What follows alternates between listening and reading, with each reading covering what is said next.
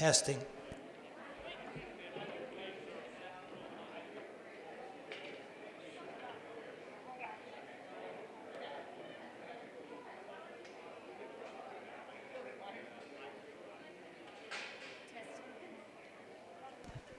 Testing.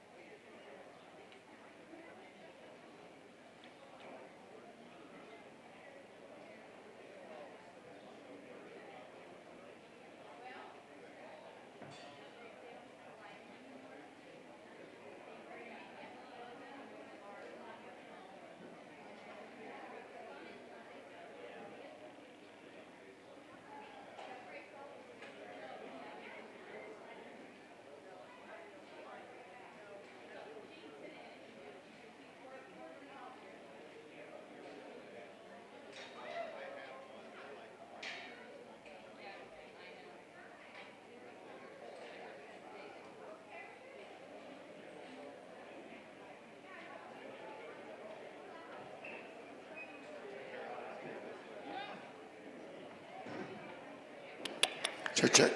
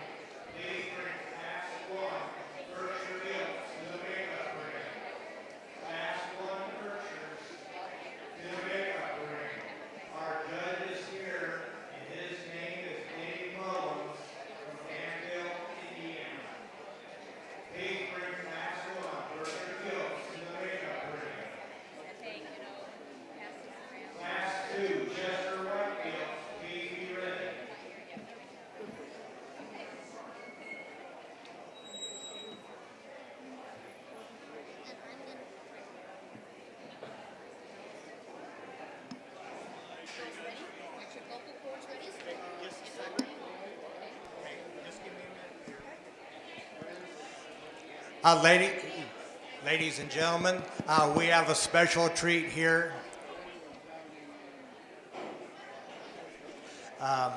We have from Nashville, Tennessee, Caitlin and Courtney Hockemeyer, and please join us and show respect to our flag as they sing the national anthem.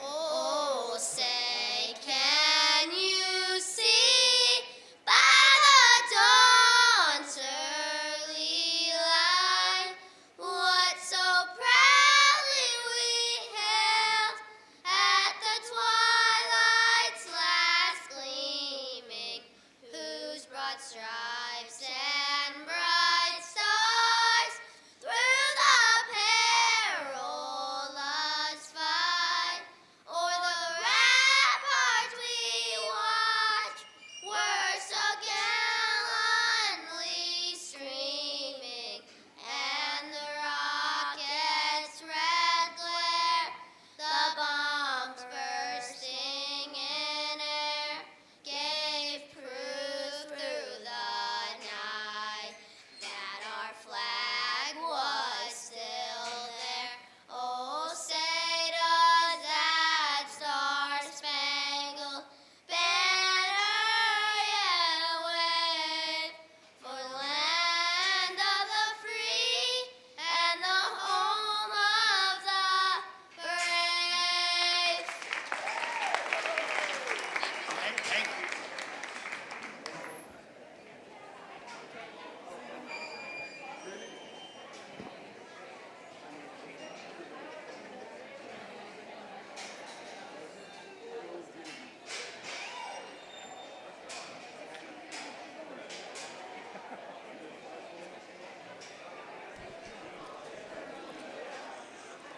Good morning, everyone, and we're pleased to have Dave Mullins from Danville, Indiana, as our swine judge today.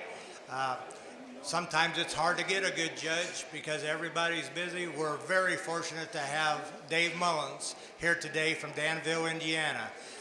Dave is a livestock auctioneer. He's also the owner of an internet auction platform called SellRing.live. He's an ADM show feed specialist, and I know that's pretty popular up in this area.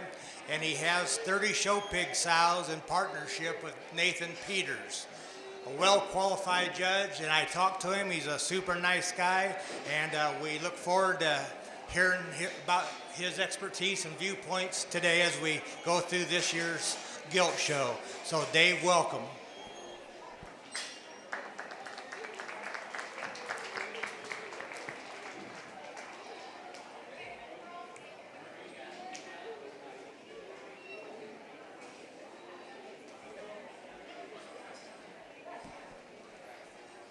Good morning, everybody, and welcome to the 2021 Allen County 4-H Swine Show. We appreciate you all coming out this morning. I do want to let you all know, for those of your family members or friends who are unable to attend in person today, you can let them know there is a live feed of the show today, and they can access that by going to Purdue Extension Allen County YouTube page. Again, that is Purdue Extension Allen County YouTube page.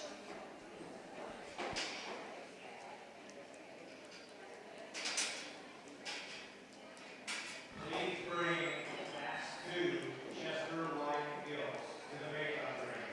Class 2 Chester Whites.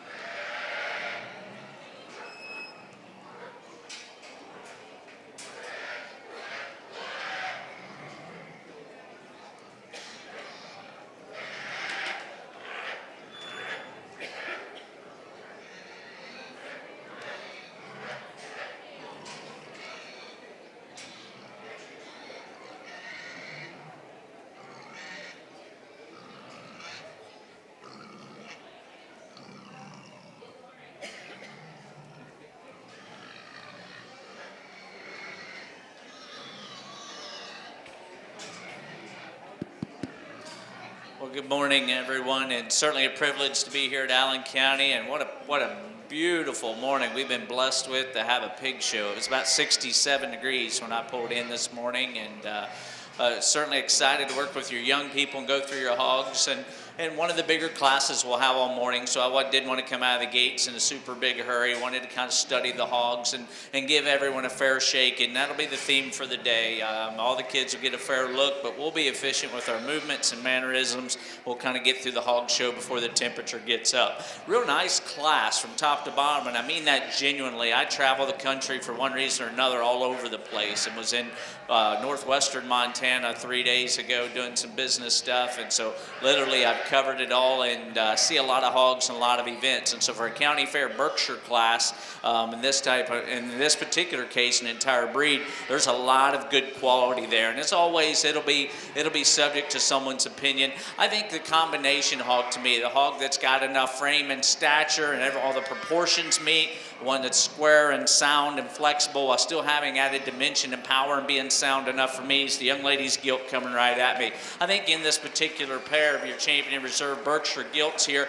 I think without a doubt, she's the stouter featured one that's more busted open. You start studying her right at her skull, right through the center of her chest floor. She's more genuine right there in terms of her chest and her knee, the way she goes to the ground. You get on top of her, she's got as much mass and spread as anything. I love that natural, fresh turn to her center body, and she's square enough for me going behind. I think that's the combination hog. I like the added extension, femininity, the squareness that the young lady's gilt has in 2. And again, as you go down in 3, 4, and 5, you can shuffle these things a little based on where your priorities are. To me, the fundamentals are there. I think once that gilt participates and they become a team and they work in unison, she's square, she levels out, she's got extension and femininity, freshness, she's got all those things. I'd maybe give her just a notch more turn and spread right there at the upper part of her rib cage. I'd maybe just open her up just a nickel when she comes right at you. And the same can be said for the young man's hog in 3. Maybe the stoutest in terms of just natural muscle, this one probably wins in that particular element, but at the same time, as you can see, that one wants to get a little higher right there in the center part of her spine. She's also one that's maybe not set just correctly right there in terms of where her shoulder blade is. You'd like to maybe set her back just a little, give her a little more comfort and ease off of both ends, but certainly from a mass, power, and spread standpoint, that one offers you a ton, and that's a high value kind of breeding prospect. I'd just like to see her hinge and be a little more comfortable as she hits the surface. Again, one from the side in terms of ideal frame size and proportions, you love this gilt. I love everything about her. I love her comfort, I love her flexibility, I love her femininity. Where she gets beat in this top 4 is right there. When she comes at you and goes away, she wants to narrow up through her chest floor, she comes in at her knee, and then you get right on top of her. There's just not as much mass and spread as what you've got in the top trio. Young lady's gilt, a lot of the same things can be said as the gilt ahead of her. Maybe in comparison to her contemporary group that's right ahead of her, she doesn't offer the look, the balance, and the proportions that we have amongst that top 4 or 5, but there's one that's sound on the surface, balanced from the side in terms of structural soundness and her spring and depth of rib. We just maybe open her up, make more of her, make her a little prettier out through her front end. Young man's got the intriguing one, right? Here's the one that's the most conservative in terms of her framework and stature, and with that, she's got a ton of mass and power and spread. The next trio, you can say about all of these, they need to be squarer, sounder, and more comfortable as they go away from you. And of those, he's most conservative in terms of his framework and stature. I'd just like to extend her about her front end. Young lady's gilt has an advantage there. Again, as we round out the class, we've just got a pair of gilts that need to be sounder to suit this particular judge. But again, an ultra high quality class of Berkshires. Let's congratulate your showman on a very nice class of Berk gilts to start your day. Congratulations to Brenna Lake for exhibiting the Champion Berkshire. The reserve and second went to Megan Mosier. Third, Joseph Warner. Fourth, Danica Dafford. Fifth, Lindsay Stone. Sixth, Joshua Chafee. Seventh, Lydia Young.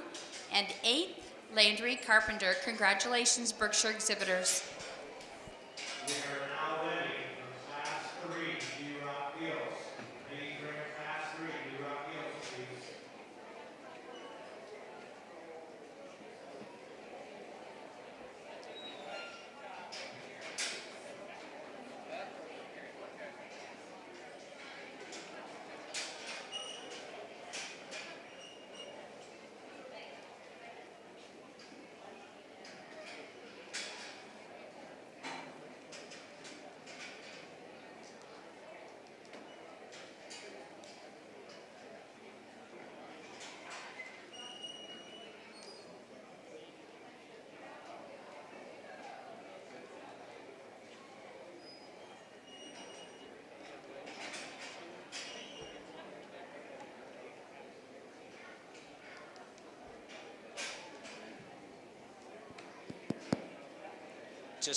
Just a pair in your Chester White drive today, and again, there's obviously some contrasting types and kinds out here. Young man's gilt's going to win the breed, and your class here is she's just a little taller fronted. She's certainly more extended and a little stouter out through her front end as well. And then I think as you get them on the move, this one's more correct from behind. I think she sits inside of her skeleton more correctly, at least from this judge's standpoint and perspective. And I like the set to her front knee and pastern a little better than what we do on a reserve champion gilt. Our reserve champion Chester White gilt, I like some of the things she brings to the table. I like some of the bones she brings to you. I like her turn and freshness to her center body. She just gets a little too soft up front, a little too wide from behind to suit this particular guy. We'd strengthen her in her top line just a little as well, but a nice pair of Chester gilts to represent your breed today.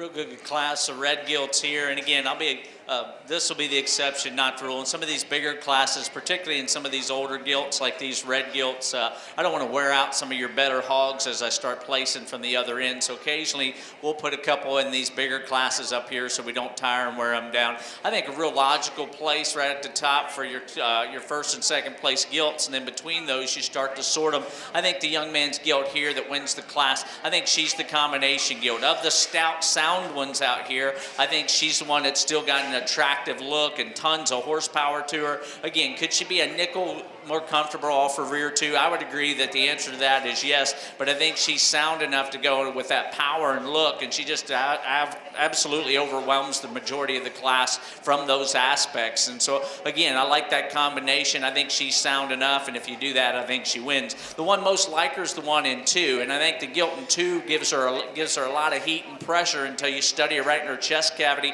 She's not quite as opened up, and I think she too wants to get a little shorter and steeper off of her rump. She too gets a little more restricted off of her rear too, and so within that pair, they both have look, they both have power, and soundness is a wash. We'll take the stouter one that's out there just a little bit more between the pair, being as they're both in kind of the same company. I love a lot of things about the young lady's gilt in 3, and a gilt in terms of presence and look and freshness. That's what I love. I love, love, love. That is in my wheelhouse. This gilt, and compared to the contemporaries right above her, when she comes out of the chute right at you, she wants to narrow up in her chest floor. She especially needs to be better down at the ground. She wants to flatten in her all 4 feet, actually. Really wants to roll and turn the front toes. Outside of that, her presence, elegance, and femininity and extension are things I love, and she excels in the class there. We just got to make her better at the ground to get up here higher. Of the top 4, this gilt, although from the side she's tall fronted and she's extended and she's robust in terms of her rib, and I appreciate all that, of the top 4, she has the least amount of true, natural, fresh shape. When you get right on top of her back, she's a notch more counterfeit. When you get behind her, she wants to flatten up and plane up in terms of her pins. She's got a little more waist in the lower body cavity, especially when you compare her to the top pair in this particular class. But a gilt that I like her fundamentals and I like her structural soundness. I just didn't read quite as much natural horsepower there. Young man's gilt, the same can be said. At a quick glance, you like that additional elevation and extension. You like the apparent performance that she has, and a true brute style prospect in every way because she's sound and she's stout. Again, of the top 4 or 5, though, she really gets plain when you get on top of her. She doesn't offer as much spread right to the center of her chest cavity. She's not as opened up right there behind her flatter forerib, and she doesn't have quite as much mass and spread when you get right behind her. That's why she falls there. But again, a big, stout, rugged kind of female there to go into the sow herd. As you bring out and round out the class, the young lady's got a real attractive kind of gilt. She just needs to be a notch stouter and give her more horsepower all over. Now we got a trio of gilts that round out the class, are just a little more conservative in their stature, need to be a little sounder and a little stouter to run in this particular class.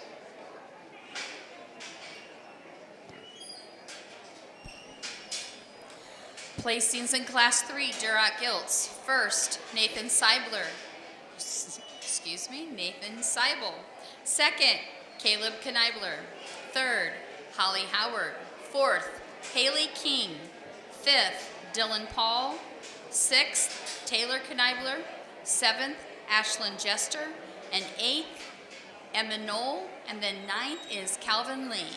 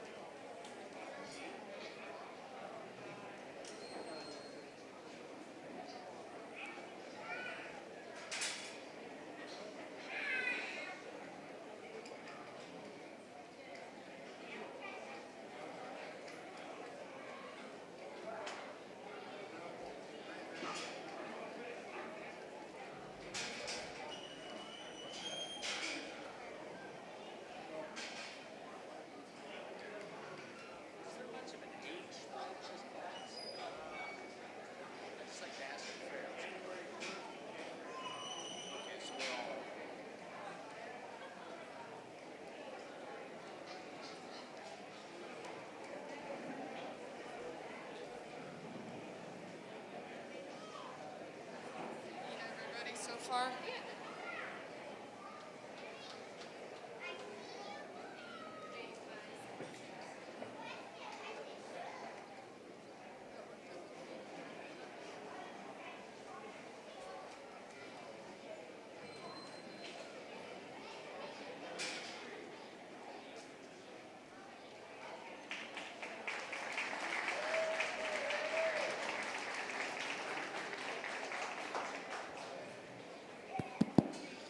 As with any class of livestock, there's always picking and choosing and ways to shuffle, and it's a challenging class and a high-quality class all the way through. And, again, we talk about hogs that are comfortable, hogs that are stout, hogs that are square, hogs can do a lot of things and check the most boxes and still bring you some of the extras while doing all that. And I think that's how you best describe the gilt that wins this particular class. I think when she comes right at you in this view, she's so opened up and she's stout and square and she's stout-headed, but she's still got freshness across the top side of her neck. She's good enough. She's slick enough in her jawline. She's got a great big massive top turned to her rib cage, and she's square enough and comfortable enough from behind to suit me today. Is she as elite in that level as the Gilton 2? The answer is no. Where this one's good, this one's very, very, very good, okay? The problem is, as I go to the scoreboard and I say, where are we at spread-wise, this one just doesn't pack quite enough punch. And I know there could be a wide variety within the age, and I understand how some of these things work when it comes to aging hogs and pedigrees and all that, but I just think for this gilt to get up there and win the class, she's got to have more horsepower. I love her look. I love her design. I love her feature for an extended, attractive one. She's just got to be pulled apart and got to have more natural mass and horsepower right through the center of her cavity in order for her to get up there a little higher. No doubt, the gilt comes out in 3, has the advantage there. And if you wanted to take the gilt in 2 and push her down a little further because of that, I understand why you do so. In my opinion, I just thought as big and stout as this gilt is up high, she doesn't carry as much feature right down low. I think she's a little plainer about the top side of her head and neck. Then you get on top of her, there's not as much freshness across her spine, and she wants to get really short and restricted out of her hip and hind leg, as you see her go right there. Again, big, stout, massive, broody kind of gilt. I just like to see her a notch fresher and a notch more comfortable in this particular trio. Again, that middle pair, a lot of contrasting pieces. If you see them differently, I won't argue with you there. This young man brings another one out that's very, very intriguing, and I think the front 2/3 are very, very impressive. Is she the biggest in her kind? Is she the most extended throughout? The answer to that is no. But man, she's got a monster blade and forearm, a ton of horsepower up high and right through the center of her body. Where she needs to be better for me is that view right there. She's just outside of her skeleton, wants to kind of give up too much structural integrity on that left rear hock for me to get her higher in this particular class. Bigger outline, more extended version comes out here next. Young lady's gilt offers some really cool pieces. She's just not feminine enough. She's not fresh enough for me out through her front 1/3. And then in combination with that, she too needs to be a little more comfortable on her left rear hock to get up higher in this particular class. As you go down 5, 6, and 7, I think it is, or 6, 7, and 8, excuse me, got a nice trio of gilts. Again, these are high-quality hogs that are represented here at your county fair, guys. I just need to make them a little fresher, a little stouter, in a couple cases a little sounder to get up higher in this drive.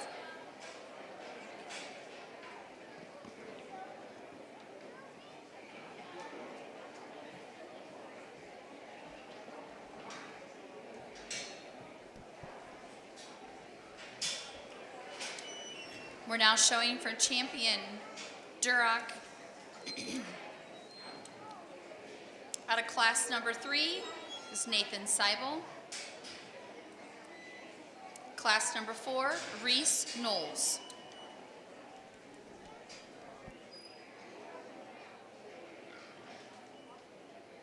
Please bring up Class 6, Hereford Gills. Class 6, Hereford Gills.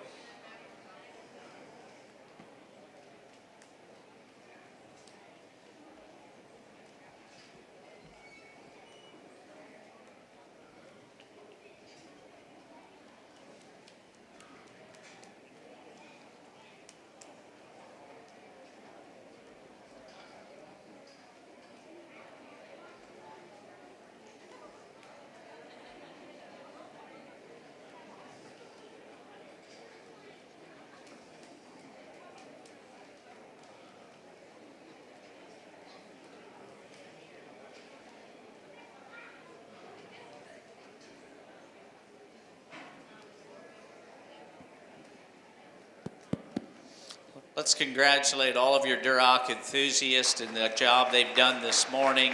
Really nice red gilt show. It's been a good Berkshire gilt show as well, so we've got some quality, and certainly that makes things more enjoyable and easier from my standpoint.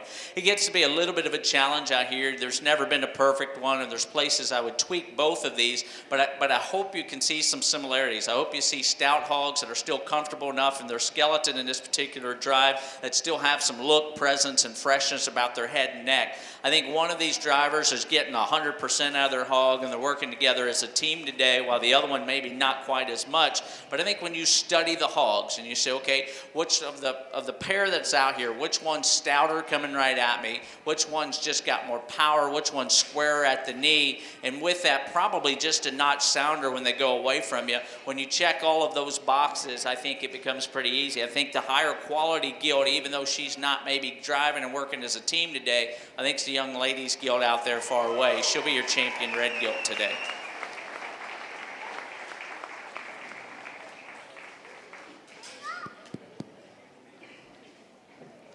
Young lady brings our second place gilt out of that class, and we just sorted them, so there's no need to kind of go back and forth on all this or pretend that I don't know what she looks like. Again, where that gilt's good, I think she's elite, and the things that she's good at, I think are really, really good. We just talked about amongst her contemporaries, is she bold enough? Does she have enough apparent performance and all of those things? I think today that's where she gets outpowered. You can see maybe that gilt's not feeling the best. She's got her jaw open, and that's probably attributing to why she's maybe not as full and fresh to her center cavity as well. The young man's gilt certainly easily the stouter made one. She's got all that boldness and power. I'd change the way she hinges off of her right rear for sure, and she's not perfect, but none of them are. I think the added power, the overall dimension in the young man's gilt certainly works to his advantage. I'll make him your reserve champion Duroc gilt today.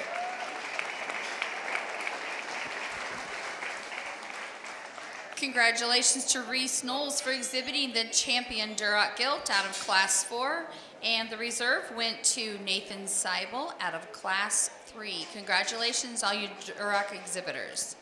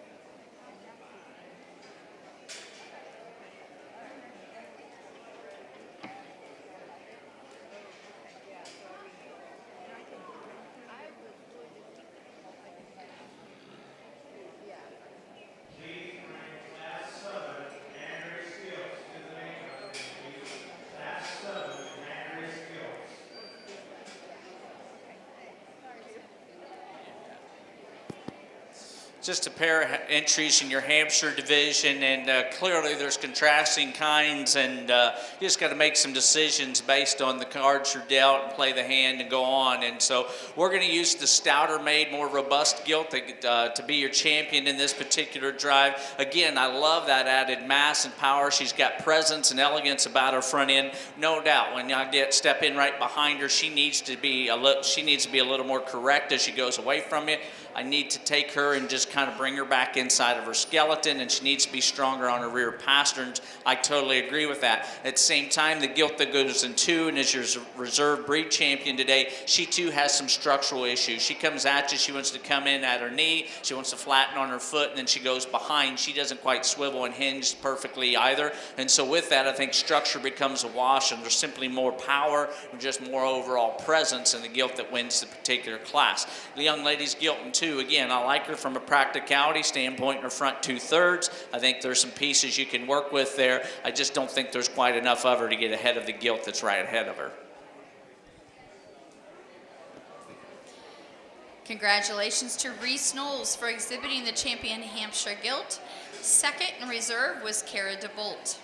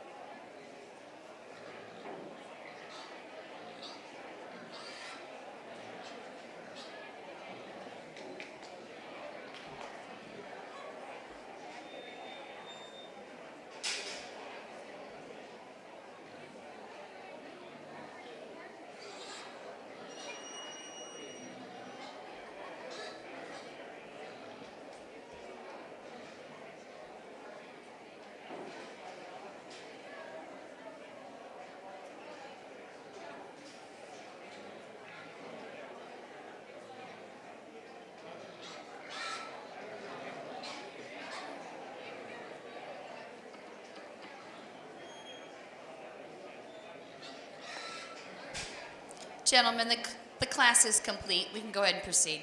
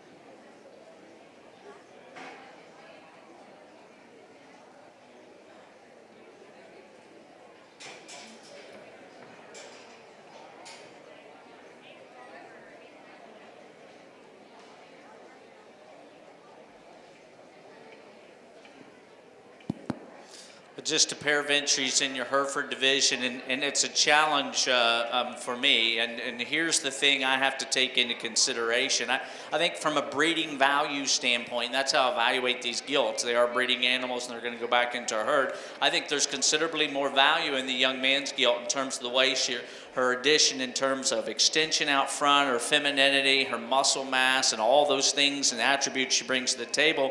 The problem is this gilt appears to be injured, okay? And so what do you do with that as a judge? I think it's important that we highlight those things. Do you read that as a structural issue? Is that an injury issue? I don't know. And so that makes the decision very, very tough. All I know is what I've dealt with today is the young lady's gilt is sounder, maybe doesn't offer as much presence, maybe as much overall breeding value, in my opinion, based on what little information I have. And so you have to take that into consideration. Where do you go with that? Today, I think I'm forced to take the young ladies' gilt as your Hereford champion and the young man's as reserve, just because of the injury that's out here. And so again, that's how I see the hogs. Very nice pair of gilts, and congratulations to both exhibitors. Young lady, you'll be champion. Young man, you'll be reserve.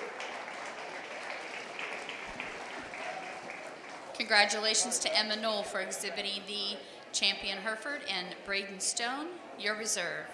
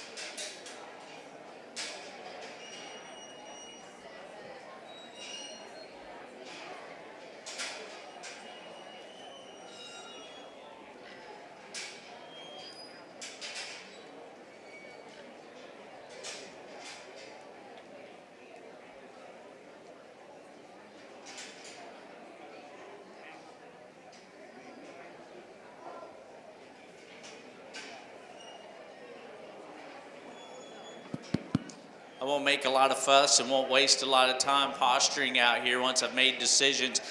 One of the higher quality gilts we've seen all day is the young ladies landrace here in front of me.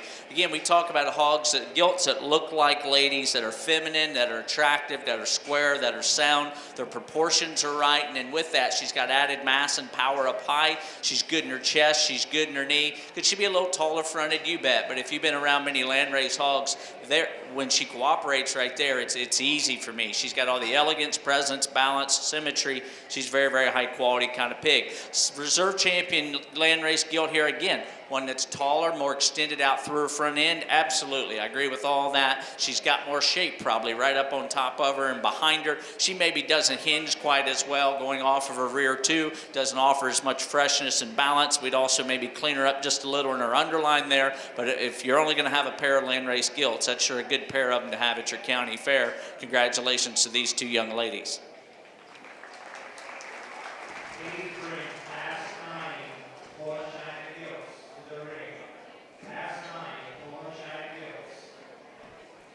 Congratulations to McKenna Malcolm for exhibiting the champion lambrace gilt. Reserve and second went to Riley Shaneman.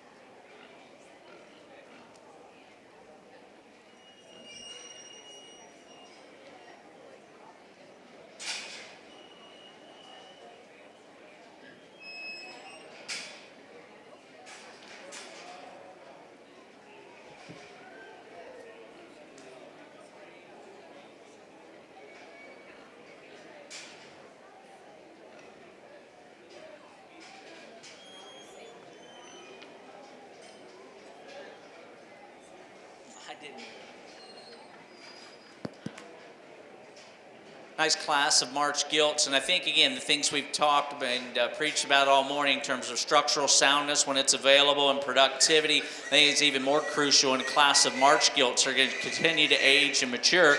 Young ladies gilt is maybe fighting her a little too hard this morning, but again the combination gilt that's got stoutness, power, soundness, and attractive out through her front end, I think that's how you describe the young ladies gilt. She wins the class. Young man's gilt in two, again, I think this is second in terms of flexibility and soundness. I think she does that very, very well when she wants to cooperate. She just, compared to the one right ahead of her, she doesn't have as much spread. She doesn't have as much horsepower. Doesn't have just much natural muscling either at this standpoint. Maybe she develops that a little later, but that's a very nice place to go in too. Gilts in 3 and 4 come out here.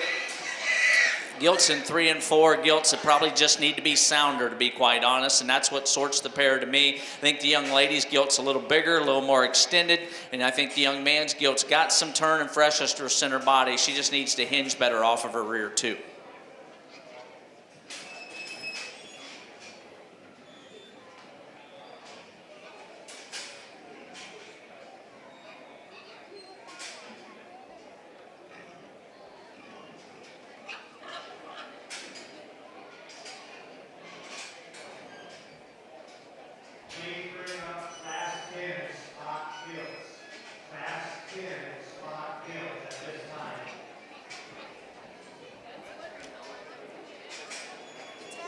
Up with this. And the kids didn't show the right face.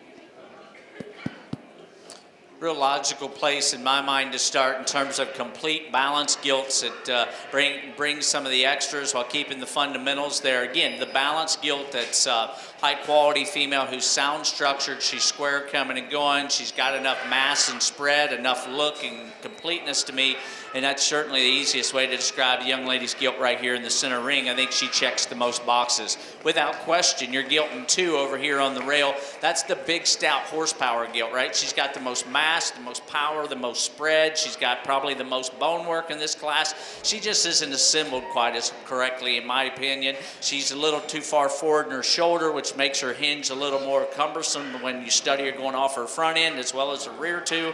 And I think that's where you change her. You take a little of that mass and spread out, smooth her up, and make her a little more elegant as she goes across the surface. I think those would benefit her in this particular drive. If you're talking about just pasture production, there's a lot of good in the young lady's gilt that goes in 3. That one's assembled really, really well. That's a very practical kind of hog.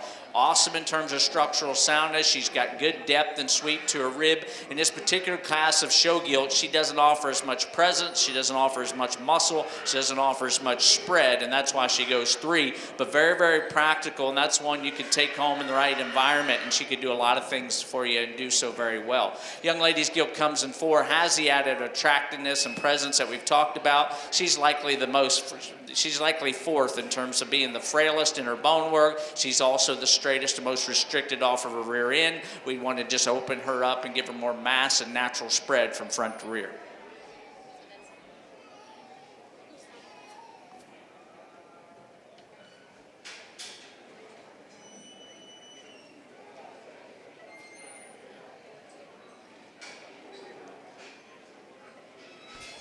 We're now showing for champion Poland China gilt. First, out of Class 8, is Callahan Spieth, and first in Class 9 is Cara DeBolt.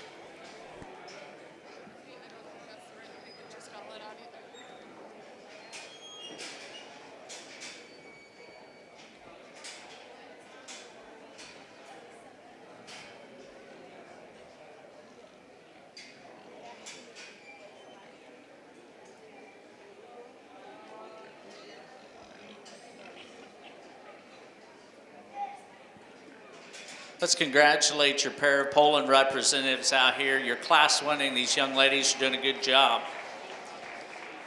High quality pair of gilts, and I think if you're sitting around ringside, even if you don't know much about pigs, if you just look at them and study their silhouettes, I think you see a lot of similarities, right? You've got some age advantages and some other things, but you see gilts that have presence in the show ring, gilts that are square made, gilts that are balanced and do a lot of things really well, and then within that there's one that just overpowers the other one. I think the very high quality Poland gilt, young lady, I'm going to call it teal, and I'm half colorblind, but we're going to call it teal today. Congratulations, there's a high quality Poland female.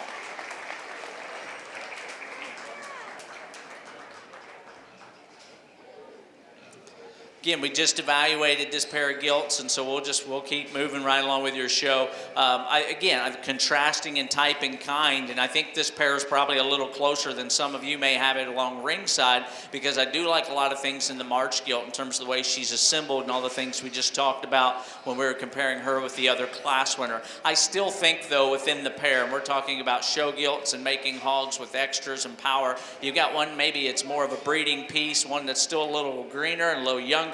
I think it's kind of a coin toss matter of preferences. I just don't think I can get over the added presence, the overall mass and power of our second place gilt. Although I like the fundamentals in the gilt that wins the other class, we're going to keep those pair of gilts together. She'll be your reserve Poland today.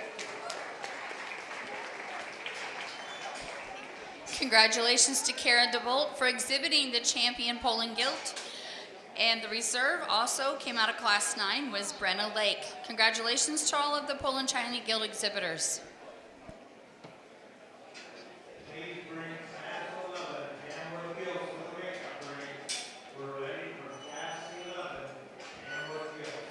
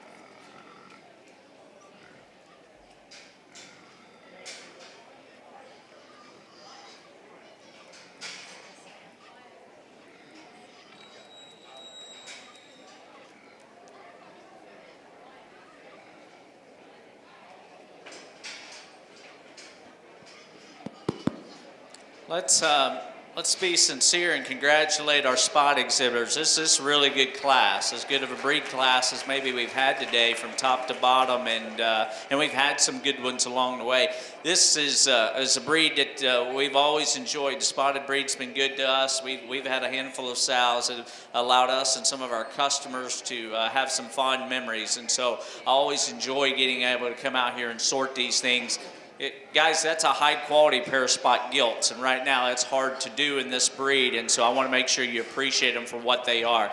In no particular order, we're going to highlight them and give them the opportunity to showcase their hard work and efforts because they've earned that. The gilt that's closest to me, she's the stout, robust one, right? She's busted open when she comes at you. She's a stout, sculled one that's still got some presence. Monster back, awesome rib shape, blade and forearm in this gilt. She does those things to the highest degree, and that's hard to do. With that being said, she's a little shorter hipped, and she wants to kind of roll out from behind and wants to swivel and pivot a little. And as you see, her mouth starts to open, and she's not quite as comfortable on the surface as the drive goes on. Young man's gilt away from me. We haven't talked about her yet. That's the elevated, extended, fresh one who's square coming right at me, right at the ground. I think she's ultra comfortable. She does not have as much mass and spread up high. She is not quite as big in her rear leg. I understand those things, but in the same breath, that's the balanced proportion one that's extended, feminine, fresh, and does a lot of things very, very well. That's my particular kind of female that looks like to have the future. We're going to use her as your champion spot gilt. Young man, that's a really good one to be reserved. She just needs to be a notch more comfortable to suit this judge today. High quality pair of individuals. Gilt comes out in 3. Again, another high-quality gilt. This is a good class of spots at any level, particularly at a county fair. Again, more mass, power, and spread than what you'd find in our class winner and breed representative. She, too, wants to get softened and turn on her front toes, and then when you get right in behind her, she's just not quite sound enough. She's a little more conservative in terms of her stature and framework. We'd like to just make her a notch taller, a little more fresher out through her front end. The same said for this gilt. I got to be honest, when this gilt came out, I thought she was one of the ones was absolutely going to wreak some havoc because she's so good in so many areas. I'll just save you the time. She's stout. She's got presence. She's got all that stuff. When she goes away from you, she needs to be sounder. If that gilt's hocks laid in her right, she absolutely plays to win this class, and that's a big statement because that's a high-quality pair of spotted gilts. Again, the young lady's gilt comes out here, guys, and what you think where we're at, right? 1, 2, 3, 4, 5, we're down there. And look at the presence. Look at the power. Look at the overall just quality of the show pigs that we're bringing to you today. And again, I'm going to tee off on a class like this because you've got good young people with high-quality hogs, and you don't get to many county fairs where you have that depth of quality. She needs to be fresher in the center of her body, maybe just fresher all over. She, too, needs to hinge better off her rear, too, to get up higher in a really good class of pigs. Young lady's gilt comes out here again. She's got elegance, she's got presence, she's sound, she's square. When you're in this high quality of a class, she just needs more horsepower to get up there. Again, let's congratulate them. Really good class of spotted gilts. Congratulations to Cray Ebenheiser for exhibiting the champion spot gilt. Second in reserve was Nathan Seibel. Third, Holly Howard. Fourth, Brenna Lake. Fifth, Georgia DeBolt. Sixth, Zoe Chemmel.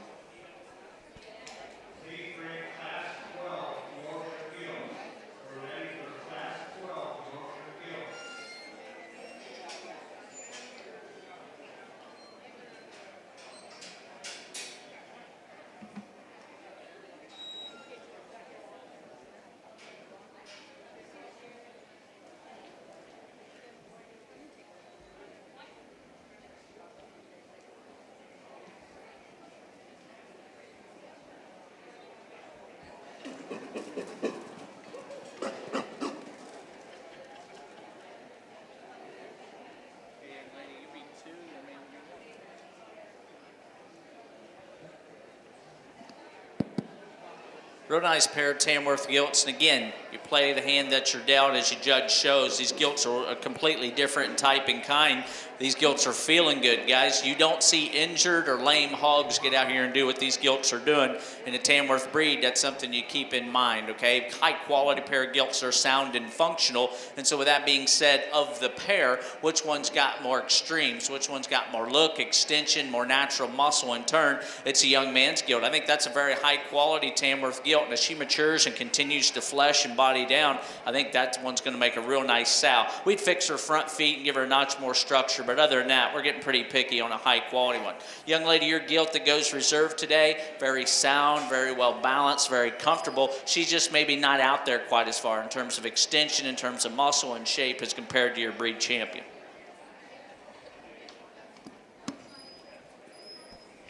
Congratulations to Wyatt Fink for exhibiting the champion Tamworth gilt. Second in reserve went to Ashlyn Chester.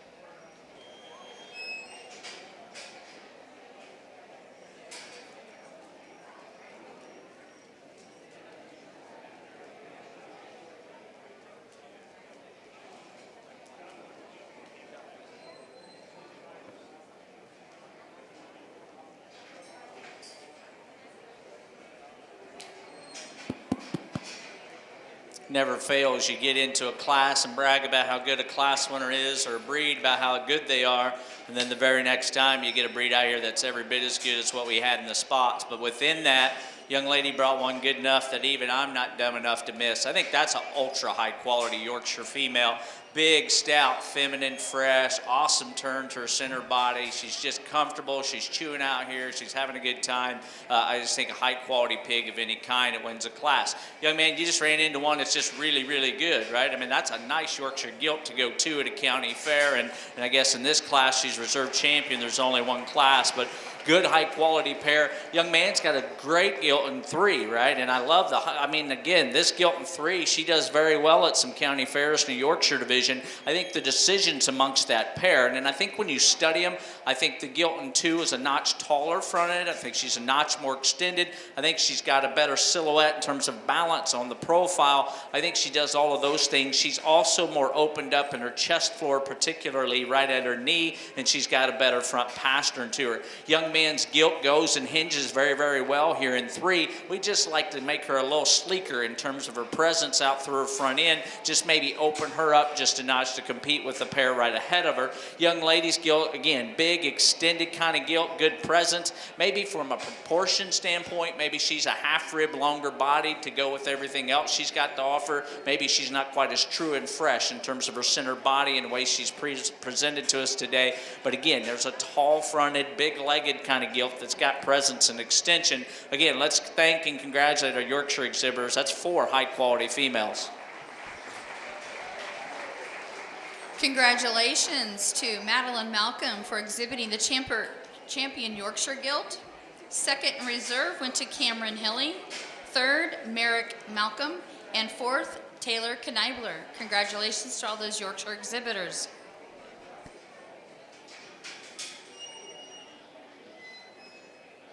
We are ready for class 14 crossbred gilts. Please bring class 14 crossbred gilts to the makeup ring.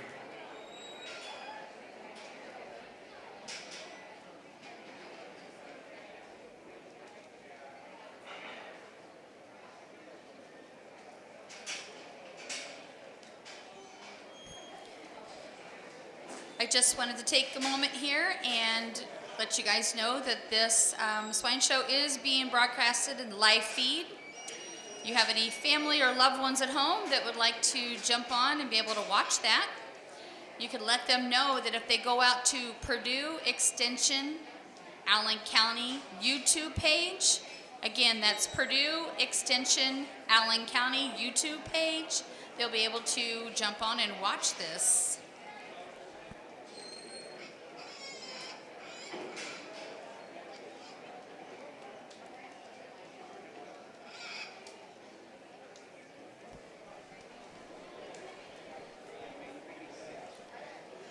I would like to take this opportunity to reintroduce our judge for today.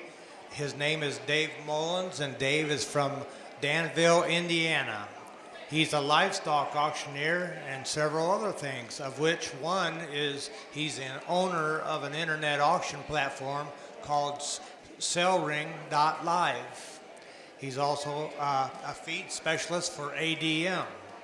And together with Nathan Peters, they have a 30 show pig sow operation in partnership where they produce, good show pig oriented type animals. So a well-informed and a very versatile judge we have here today, Dave Mullins from Danville, Indiana.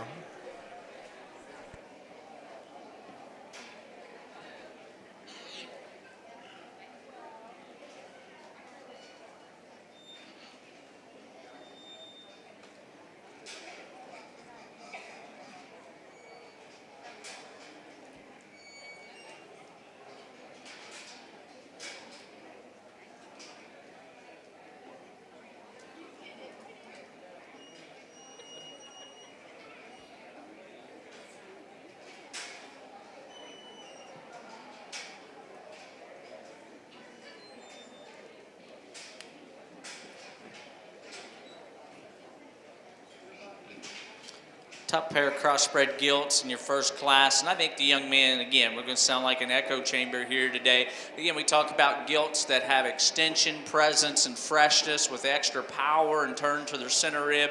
And then you get in behind them, they're square enough going away from you. I think this young man's gilt fits that bill very, very well. She's the logical place to start. I'd be the first one to tell you you don't want to fix her front feet and give her a little bigger paw up front. But after that, I think she wins the class from a balance and structural integrity standpoint pretty pretty easily. Young ladies, blue gilt's one. It's got a notch more frame size, notch more extension and horsepower to her than a couple of her contemporaries. When you get right in behind her, I want to square her hock up just a nickel, and she too wants to flatten and roll just a little bit in her front pastern as she comes right at me. But I think in the same breath, there's more power, there's more presence, and more overall quality than what you have in the Gilton 3. The Gilton 3's got some extension, she's got some femininity out through her front end. Maybe of the top trio, she's the frailest in terms of her bone work right at the ground. She wants to become the flattest and shallowest right there in her forerib behind her shoulder blade. Those are the areas we'd fix her to get her out and compete in this particular drive. The next gilts come out here in 4, 5, and 6, and you can swap these around a little bit if you'd like, but I like the added dimension, power, and center rib the young man's gilt has going across the center of the ring. She too, like one of the others, needs to be square from behind, and that's why she's there. Fortunately, young lady's gilt got caught up in a gate back there, it looks like, and just did skin herself coming into the ring. I don't think that did her any favors, but I still think that gilt's more extended and certainly sounder than the gilt that rounds out this particular class.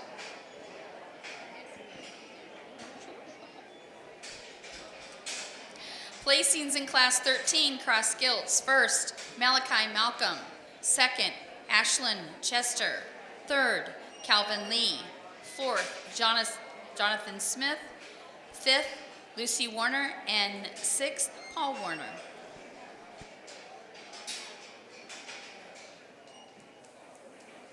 Please bring class 15 cross gilts to the makeup ring. We're ready for class 15 cross gilts.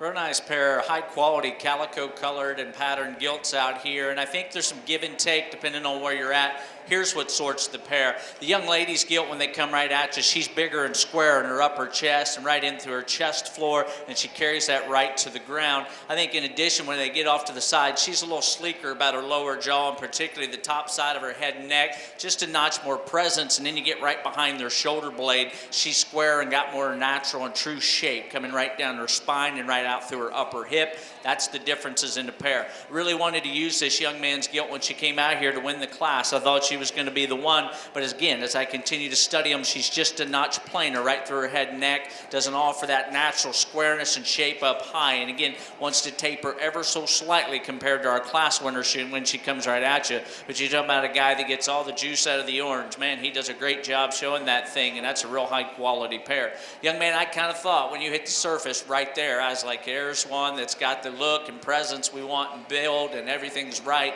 I step in behind her, she's just not square enough and true enough. And I guarantee you, if you ask him and quizzed him later in life, when he loaded that one today, he's like, man, I got a really good gilt. I wish she was just a notch truer from behind.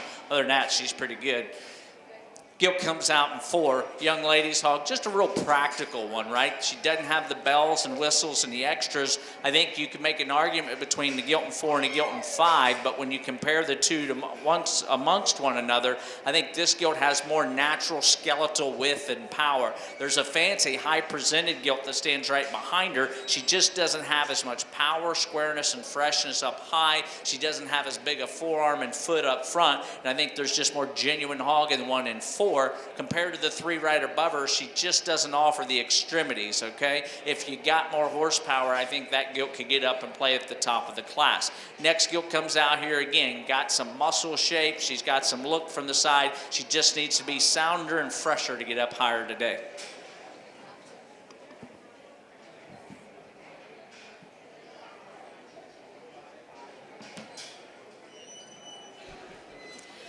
Placings in Class 14 cross gilts. First, Holly Howard. Second, Cray Emmenheiser. Third, Cameron Hilly. Fourth, Georgia DeBolt. Fifth, Megan Bushing. And sixth, Paul Warner.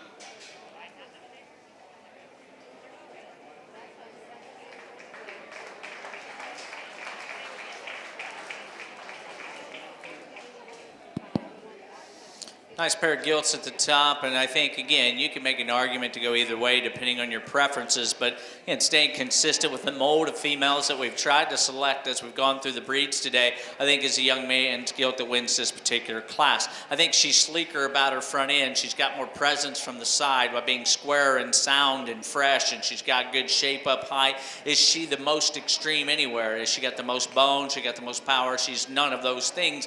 I think she's the balanced gilt, particularly when you get behind behind her. She wants to go away from you square and true than what our gilt is here in 2. Our gilt in 2 does have more mass, spread, and power. She's fighting the whip today, which didn't do her any favors. In the same breath, she's maybe a little heavier ear, doesn't offer you quite as much presence out through her front end. She wants to get shorter and rounder about her rump, and consequently, she wants to tuck those rear 2 and just never really hits the surface with a lot of confidence and consistency.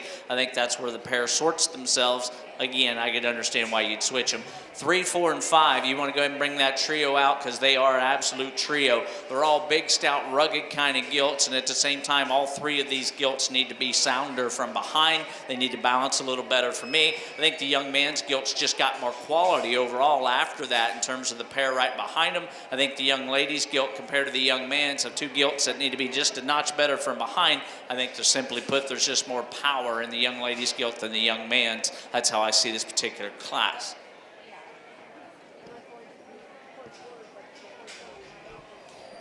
Placings for Class 15 cross gilts. First, Logan Kurtz. Second, Cole Bushing. Third, Joshua Chafee. Fourth, Maggie Warner. And fifth, Calvin Lee. I've also been asked to announce that on the corner of the ribbon table, there are some suggestion sheets that if you have any suggestions of anything that you'd like to see made different in the future to the swine barn, the show, things to help the committee come up with some stuff that you guys would all like to see or things that you think that we might need to improve upon. So feel free to go ahead and pick one of those up, and we thank you for your encouragement and support. We are ready for Class 17 cross gilts. Please bring Class 17 cross gilts to the makeup ring.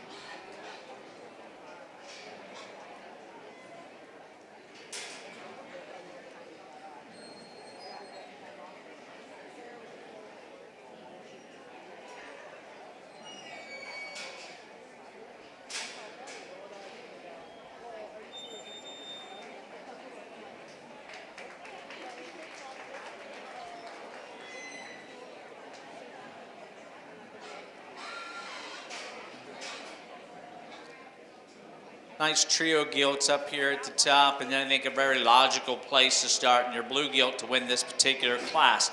Again, a lot of muscle and power stacked in this girl, but she's still got extension and freshness, got through her front end and across her spine. She's not one of those older gilts that looks just little and kind of fat and overdone. I like a lot of things she brings to the table. She's got a big old blade, big old forearm and chest floor, big old foot that hits the surface, and then with that, when you compare her to her 2 right behind her, she's just square and more comfortable going away. Again, very logical place to land this particular class. Young lady's gilt's got as much power and mass as maybe anything in here. When she comes at you, her front toes want to come together. Maybe she doesn't quite hinge as well when you watch her go away, but a big old back in her, got an awesome turn and fresh center body to this one, and she's still fairly comfortable off her front end. I'd maybe take it just a little truer step right from behind, a little longer step if you will, but she's without question, she's square from her her hip down to her hock and her hock down to the ground. When you get right behind her, that's where her major advantage is over the Gilton 3. Again, the Gilton 3 is one that's got a good sleek look out through her front end. She's got a fresh turn to her back. She's got a good center rib cage in her. She just wants to get outside of herself from behind. I want to fix her and clean her up just a little bit there in her flank area to go with that, but that's another high quality gilt to go in 3 today. Young man's Gilton 4's got some look and presence out through her front end. Just amongst that top trio, she's overpowered in terms of mass and just overall bone structure and feature to get up any higher in this particular class. 4 and 5 come out here, and again, another high quality pair of gilts. I think the young lady's hog just has more mass, power, and structural soundness compared to the one that rounds out the class.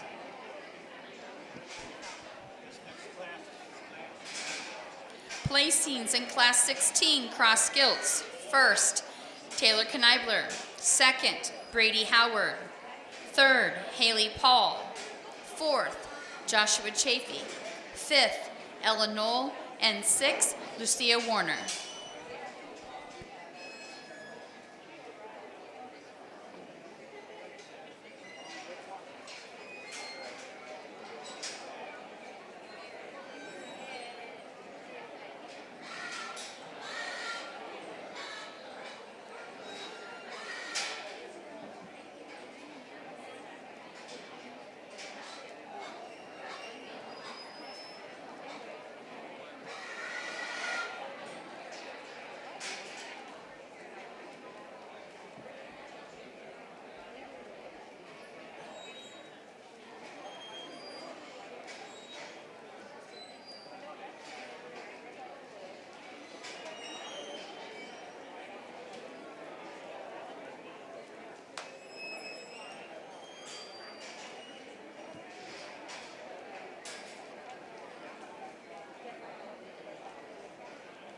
Please bring up your class-winning crossbred gilt at this time.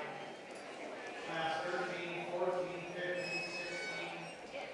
If you had a class-winning gilt, crossbred gilt that is, bring her up at this time. If you were second, please be ready.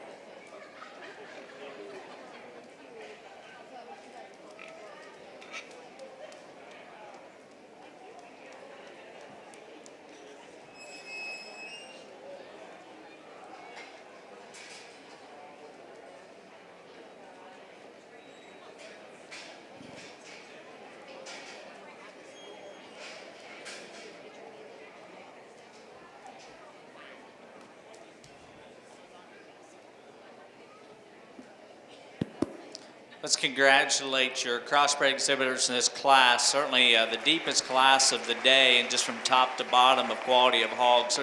There's zero doubt that young lady's pig down there in 6th or 7th, wherever we find ourselves, that's the best pig that stood in that pen by a long shot all day. High quality class of gilts, and I'm in the game, right? I understand these big heavyweight gilts in July, they've got some age and maturity to them, and so with that becomes a little different ball game when you get with the feed bucket, trying to keep those gilts good on their feet and legs, keeping them fresh enough in their shape and look, keeping them sound and doing all those things. You chase that a lot in that maturity curve until all of a sudden one day it starts to work with you, and then after that it starts to work against you. And so as hard as you try to get it early, you got to fight some of those things a little later. And so it's sure a game, and there's a lot of quality to go within this particular class from top to bottom, as I mentioned.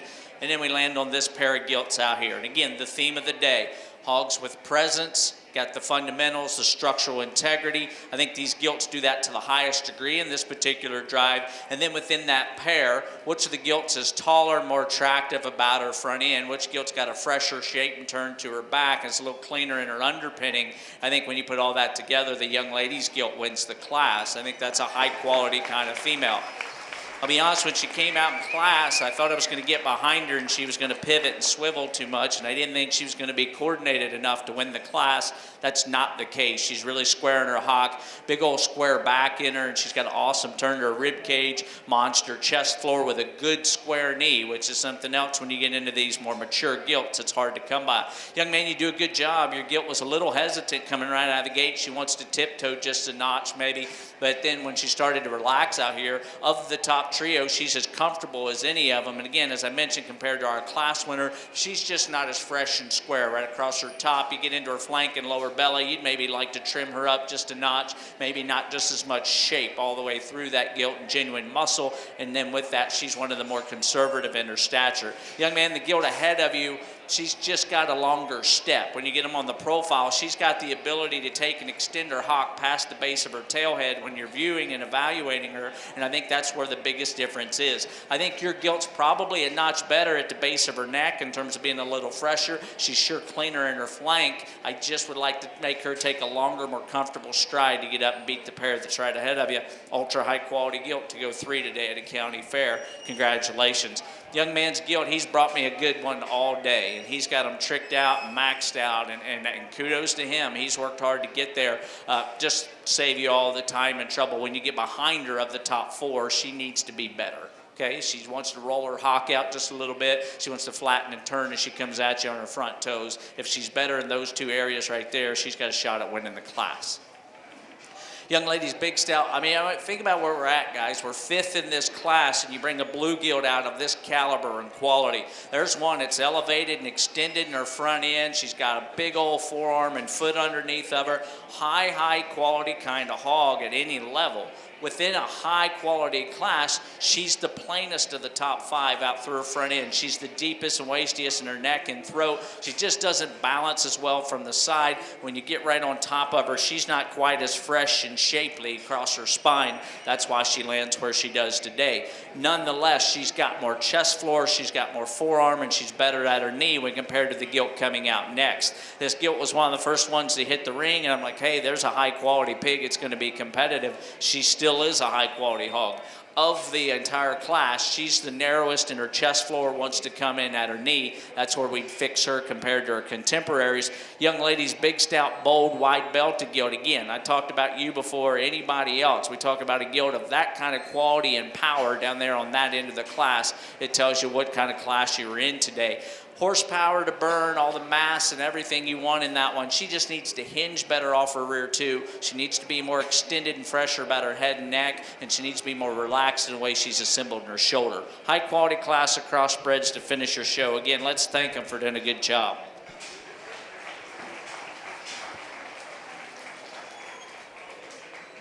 Placings in Class 17. First went to Reese Knowles. Second, Cray Emmenheiser. Third, Cameron Hilly. Fourth, Nathan Seibel.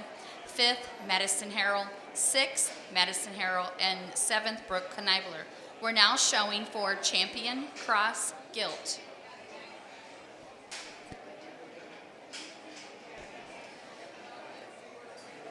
Out of Class 13, Malachi Malcolm.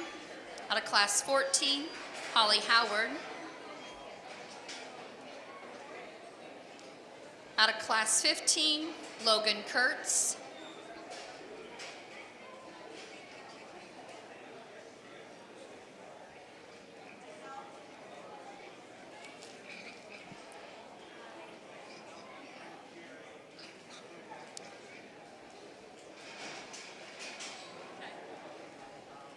Out of Class 16, Taylor Kneibler.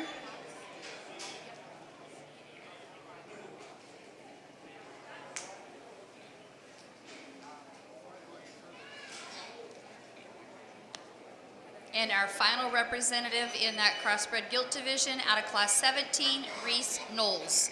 Let's give all these exhibitors a nice round of applause.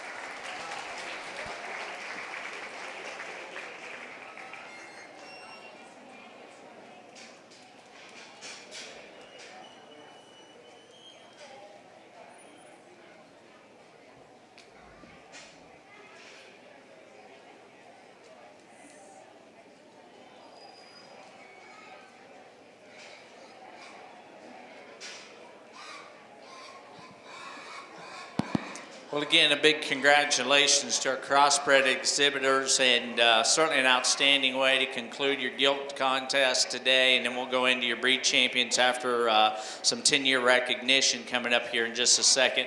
I hope, again, whether you're really involved in the industry or not, I hope as you stand around the sidelines and you look out here, you said, you know what, there's parts and pieces of these gilts that sure look a lot alike. And you don't always get the opportunity to do that, but when you do, you hope they all kind of fit and come together pretty well. I think that by and large, based on what we've dealt with today, I think you've got gilts that got show ring presence, gilts that are square, gilts that are comfortable, all the fundamentals are in line, and then with that, do they pack enough punch to go with it? And I think these gilts do by and large, and I hope you can see some of those similarities. Again, as you kind of go from small to big and you think about those parts and pieces, and then you think about which one does all of that to the highest level and maybe to the most extreme while still being comfortable and attractive and all those things, I think a pretty logical place is the heavyweight gilt that we use in that last class. She'll be your champion crossbred female.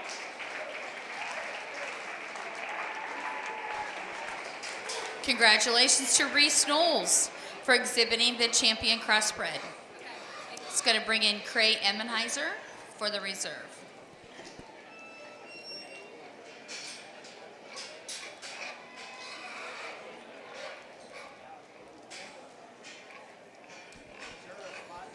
I have been asked to announce to have all final year and 10-year Swine members come to the ring, as well as our first year Swine exhibitors. Again, all final year and 10-year members, as well as first year exhibitors, up here to the announcer stand area. Thank you.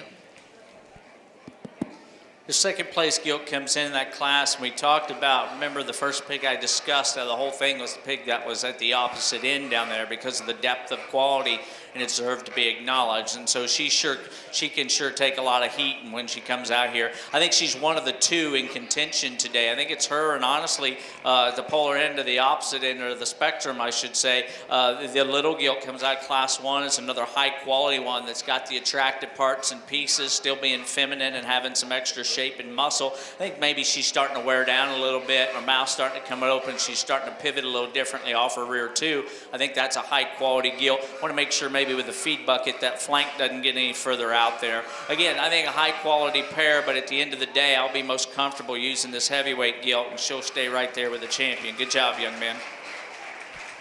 Congratulations to Cray Emmenheiser for exhibiting the reserve champion cross gilt.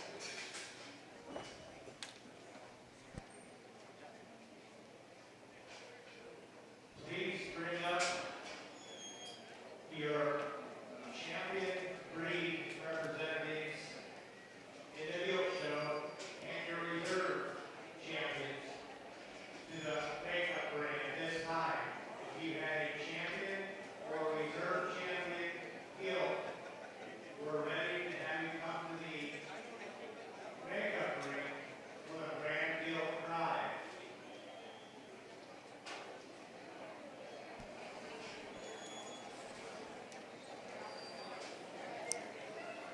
If we could please have all final year and 10-year members to come up in the ring up by the announcer stand, along with any first year swine members to come up to the announcer stand. Again, 10-year and final year swine members and first year members in the ring by the announcer stand. Thank you.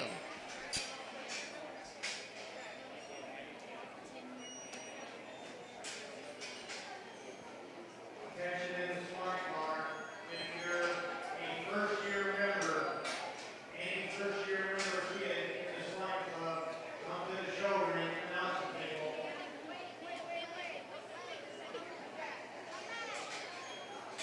And stay in the ring.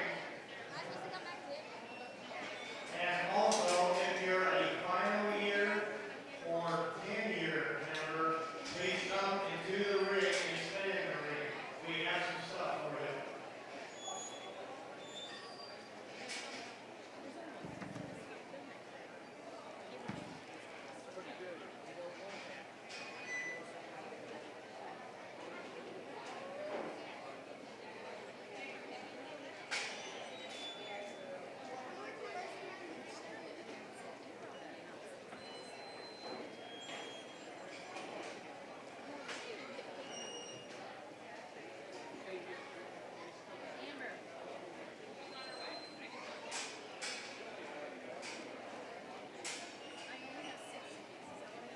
Yeah, we only have 6.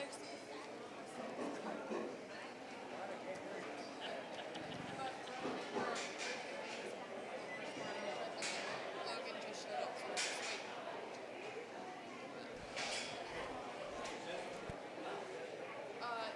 waiting. Got the seniors to be in the middle of the room. You're directing the traffic out there, right?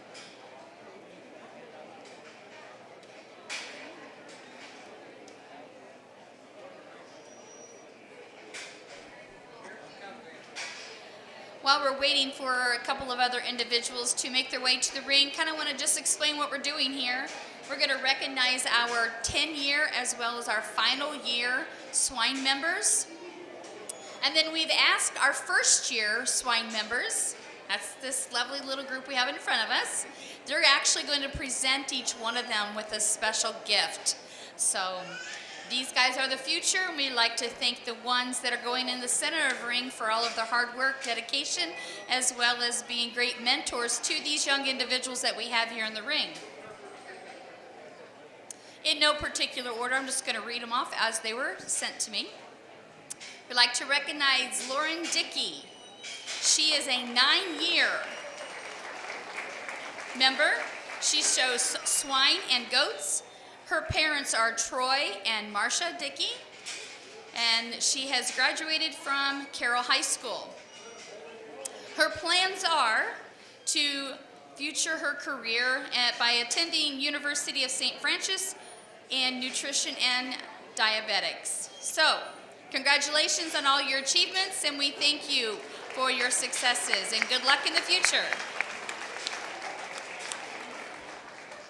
Our next member is a 10-year swine member, and that is Logan Kurtz. His parents are John and Tina Kurtz. The species that he has shown has been swine. That's great dedication there.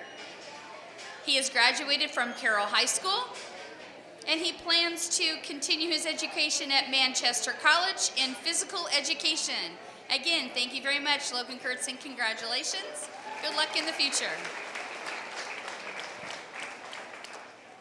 Next, we have Bridget Bain. Her parents are Vince and Tabby Bain. She is a 10-year member, and she has shown swine, goats, horses, and rabbits. Busy lady. She's a graduate of Carroll High School and plans to attend Purdue Fort Wayne to study education. Congratulations, Bridget.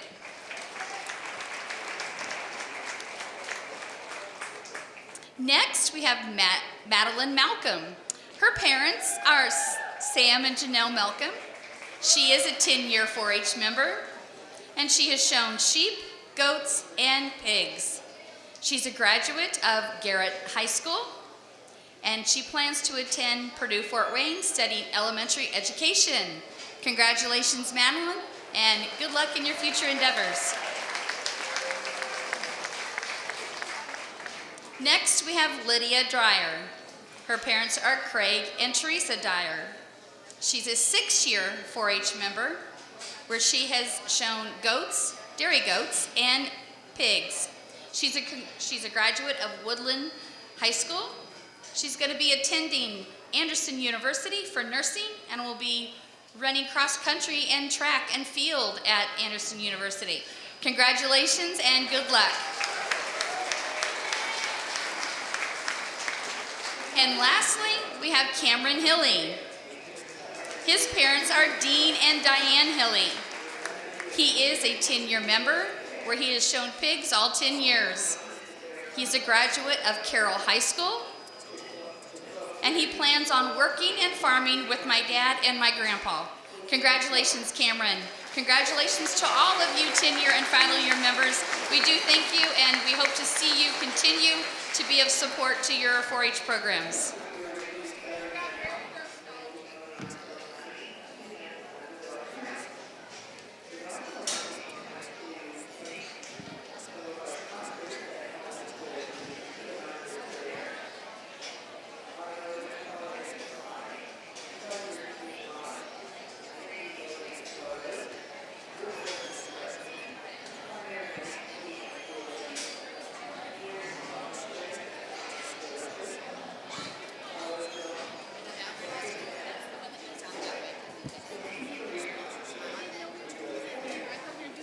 It's kind of noisy.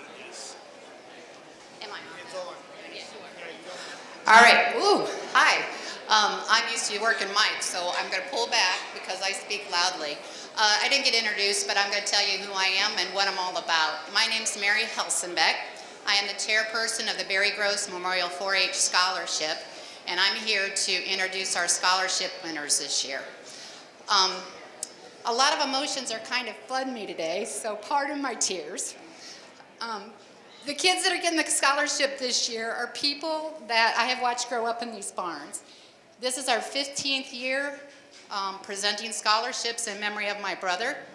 I am no longer a 4-H mom after 20 years of being one of those, and so, again, I apologize for tears.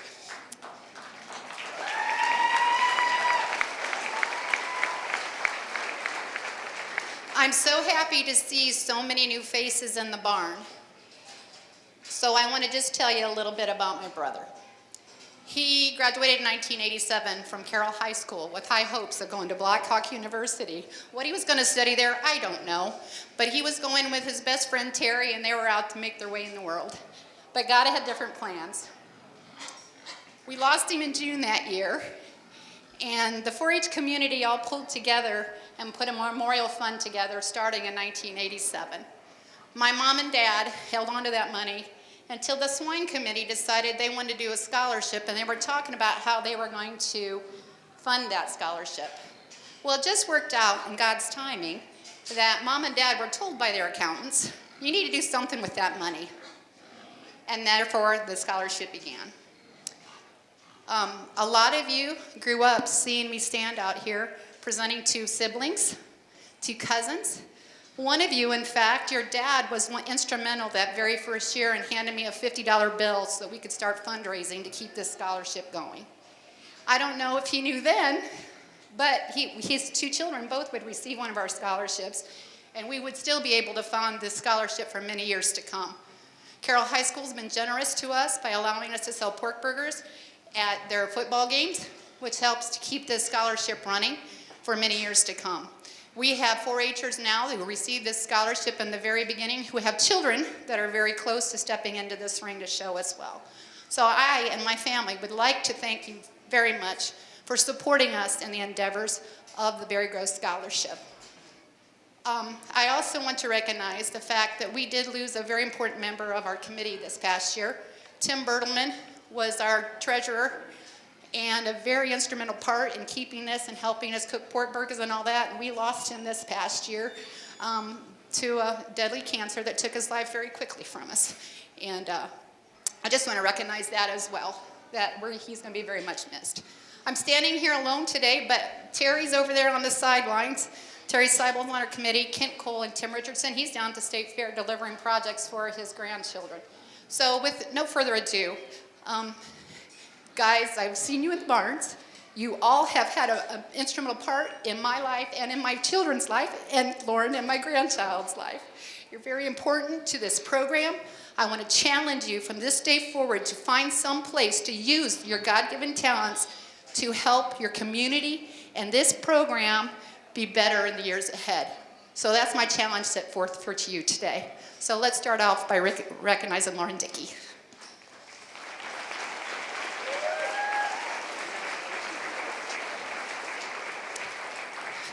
Cam, I was just talking about you over on the sidelines there. When you came into this program, the kids tormented the life out of you. He was the little guy that tagged along, but today I'm recognizing you and giving you a part of this money.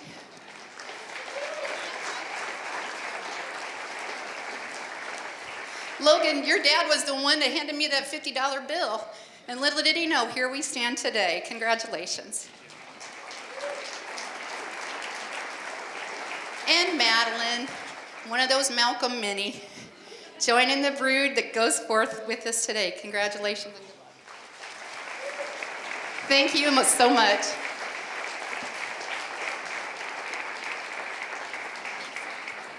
Thanks, guys. Appreciate it.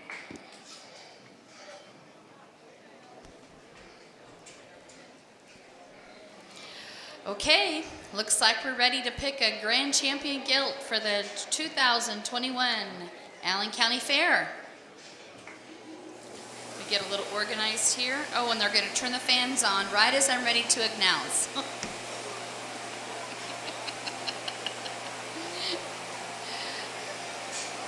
Representing our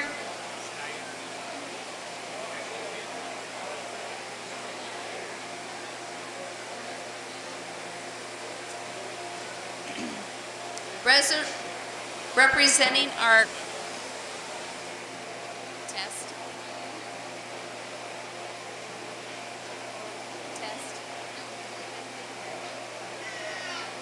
Testing. Testing. Oh, I'm back. He shut me off. I must have been a little too loud. Okay, let's get this started. Representing the Berkshire breed, we have Brenna Lake. I'll also identify who the reserves are to get them their recognition as well. So her reserve champion Berkshire is Megan Mosier. Champion Chester White is Eleanor Fink.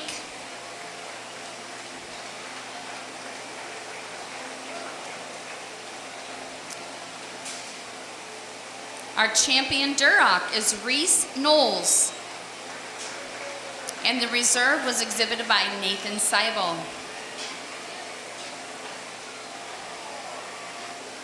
Our champion Hampshire was exhibited by Reese Knowles. And the reserve by Kara DeBolt.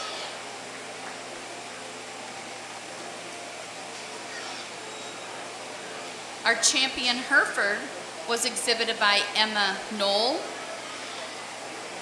And the reserve by Braden Stone. Our champion Landrace was exhibited by McKenna Malcolm. And the reserve was exhibited by Riley Scheineman.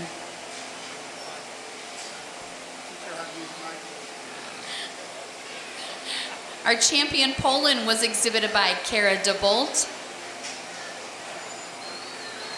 And the reserve was exhibited by Brenna Lake.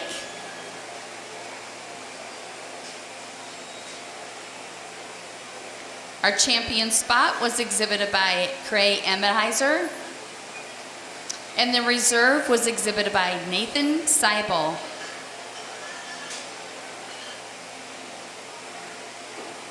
Our champion Tamworth was exhibited by Wyatt Fink. And the reserve champion was exhibited by Ashlyn Chester. Our champion Yorkshire was exhibited by Madeline Malcolm. And the reserve champion was exhibited by Cameron Hilly. And completing out our breed champions is our champion crossbred, Reese Knowles. And the reserve is exhibited by Cray Emmenheiser. All right, Allen County, let's put our hands together and give all these champions and reserves a big round of applause.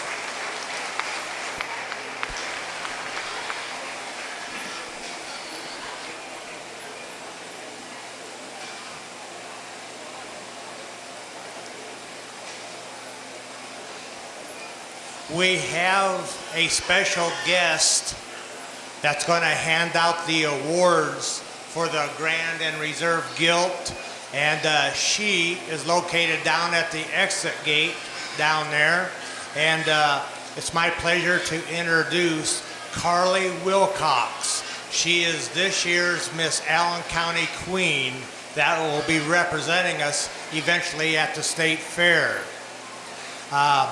She's a graduate this past May from Homestead High School.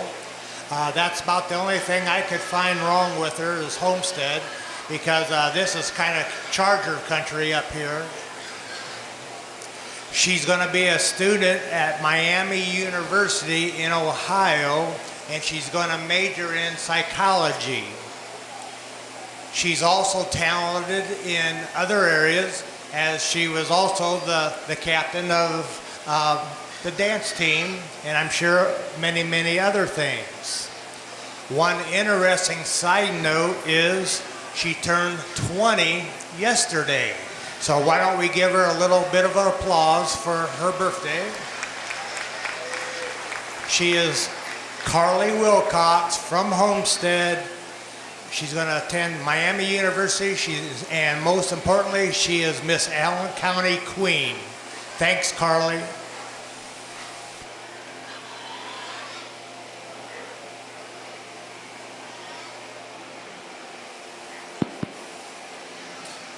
Well, certainly, again, it's been a privilege to work with your young people here, and they've been in good spirits. They've been professional every step of the way, and then we've got a high-quality set of hogs to go along with it, and that's the combination you always seek out. And so I'm not going to give you a lot of speeches here at this point in the middle of the show. We're going to keep going while good Lord has blessed us with just an amazing morning for a hog show. So we're going to scoot right through them and get into those barras and some showmanship, and we can visit more about the people and the hogs later. I think it's a high-quality drive. I think it's been a very good county show, and I think you folks as leaders and parents should be extremely proud of the young people that you've developed.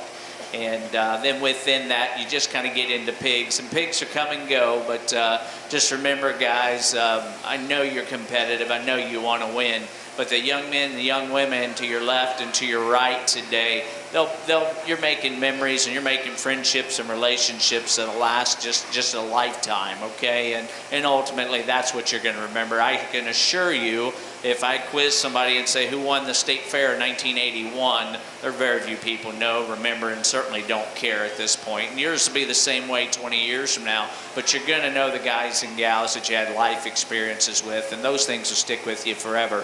Great people, good hogs, and I think there's a matter of preferences, but I think there's one that I'm very, very comfortable with to represent your show today. It's this Yorkshire gilt right here in front of me. Show you your champion.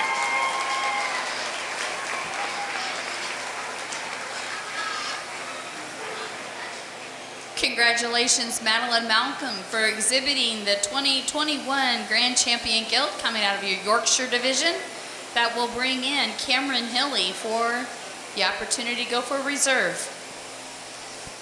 Remember our Yorkshire gilt from that drive, and again, it was a high-quality breed. They followed the spots, and I bragged on both of those breeds with the depth of quality and consistency. I think the one that suits me next best, I'll be the most comfortable using, is going to be your champion crossbred gilt. She'll be a reserve grand today. Congratulations, Reese Knowles, for exhibiting the Grand Champion, or excuse me, the Reserve Champion with her cross gilt.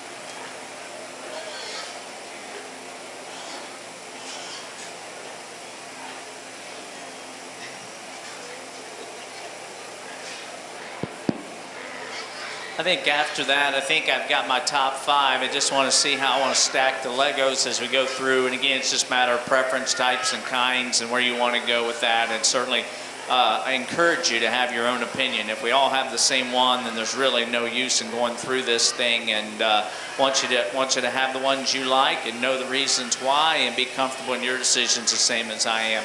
Again, after that, I think it's close, but I'm going to go ahead for third overall. I'm going to use the young man's crossbred gilt here.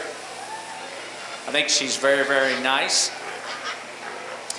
Your fourth place gilt overall is going to be that young lady's land race, and I think she's very, very close to being very, very good. Starting to wear down. That's a good gilt. Congratulations. We'll round out your top 5 with your champion spot gilt. She'll be 5th, high quality kind of female. It's got a great future ahead of them. Congratulations to young people and all these exhibitors. Your third overall was the reserve crossbred exhibited by Cray Emmenheiser. Fourth was the champion landrace exhibited by McKenna Malcolm. And fifth was your champion spot exhibited by Holly Howard. Let's give a nice round of applause and congratulations to all of those our guild exhibitors.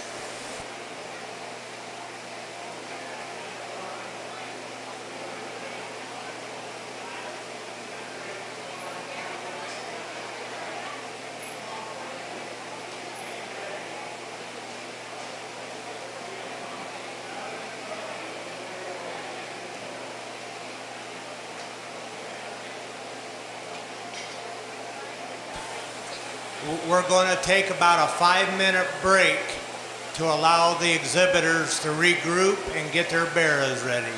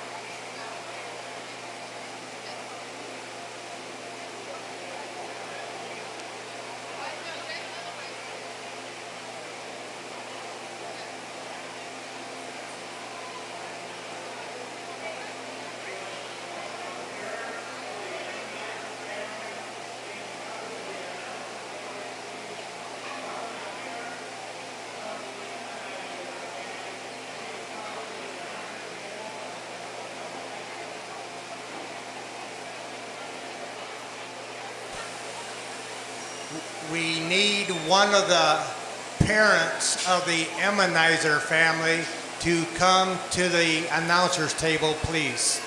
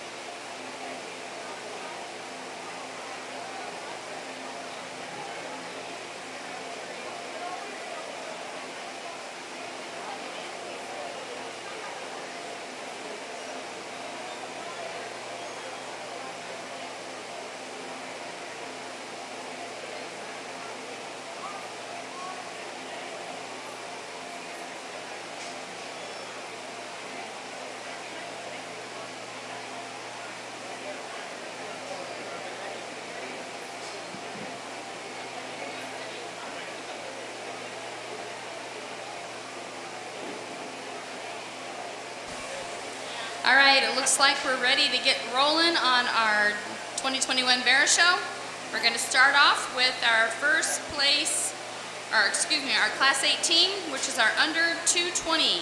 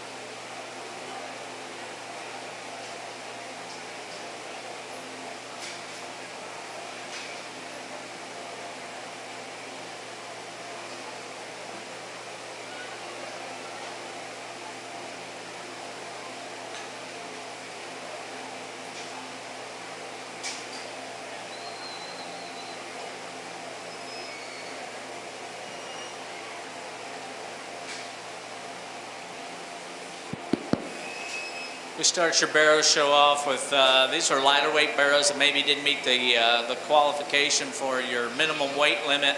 And I think it's good, right? These kids have worked hard with their projects. I think it's an opportunity for them to get out here, gain some experience, and at the same time experience some competition as well. And then with that, we go back to evaluating hogs. And I think it's a very logical place. Young man's belted barrow. There's one that looks like a show barrow with the git on top of him. He's got a great big square back in him, really old big hip, lots of natural shape. Big chest floor, he's good at his knee, good turn to his rib. I think he wins this division pretty handily. Of the remaining hogs, I don't know that any of them are ready to go at this point, and so you start projecting the ones that have enough frame and stature to go on and feed to heavier weights while still having some look and soundness. That's what describes the young ladies' barrow. That's why he goes 2. The 1 in 3 is a barrow that maybe of the top trio just doesn't offer as much natural shape and dimension. And then with that, as you should already start to see at a lighter weight, that's one's a little shorter face and a little heavier about his neck, and those are indicators that that one's getting closer to his peak point, and we're at a lighter weight here. And so I think those are the places you change him, give him a little more future, a little more extension, so he could reach heavier weight later in life. Young man's barrow comes out here again, one that's a little taller fronted, longer bodied. He's maybe just not got quite enough muscle and not enough structural integrity. Same can be said for the young lady's red hog. That's one that just needs a notch more mass and spread to get up in this class.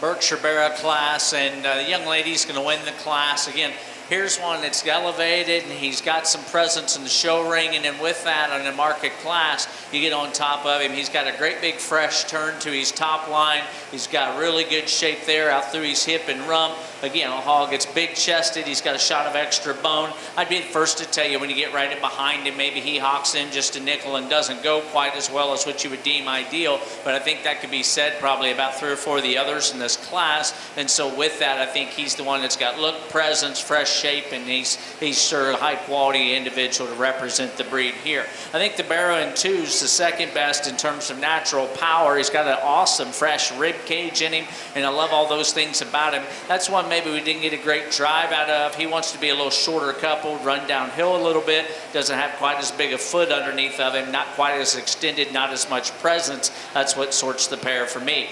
Barrows come out in 3, 4, and 5. You can let that trio Barrows out because I think they do kind of fall together. I think ultimately what sorts the hogs when you get to evaluating them, there's some structural integrity differences amongst them, but yet I think all 3 have a spot where you want to fix them. And then within that, I think the young man's Barrow in 3's just got more muscle and power. I love the athleticism and the structural makeup of the pig in 4. He just needs to be opened up. He needs to have a bigger, fresher back in him to get up higher in the class. Young lady's got a great job in terms of presentation on her Barrow, but of the lighter muscled hogs in this class, he's got the most waist to him in his lower 1/3. He's got the least amount of shape and expression up high. That's where I would change that one to get him higher in this class.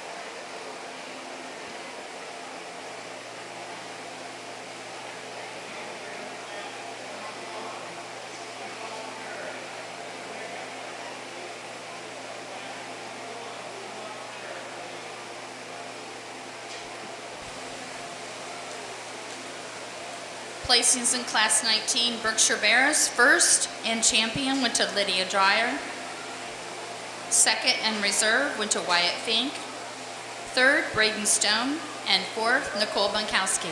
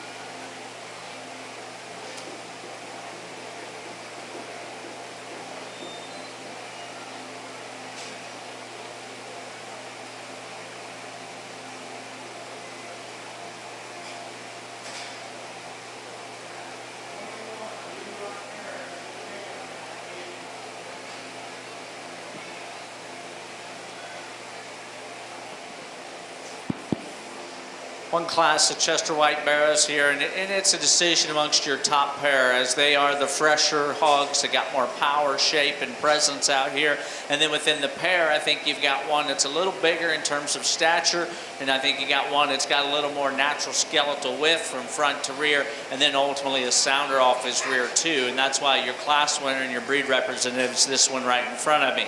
Young ladies Barrow 2, again, there's a big outlined one that's got a big old blade in him. He's got a good forearm. He's got a fresh enough turn to his back. When they go right away from you, I think he wants to roll off his hip. I think he wants to pivot and swivel too much for me off his rear too. That's ultimately what sorts that pair, in addition to the fact he's not cracked open quite as wide when he comes right at you or goes away from you. Young lady in 3, there's a real practical feeding kind of Barrow, right? He's sound enough on his feet and legs. That's a big centered hog. It's got a lot of practicality to him. Amongst the other 2 show Barrows out here, I just don't see the shape, I don't see the freshness, I don't see the presence to get up higher in the drive.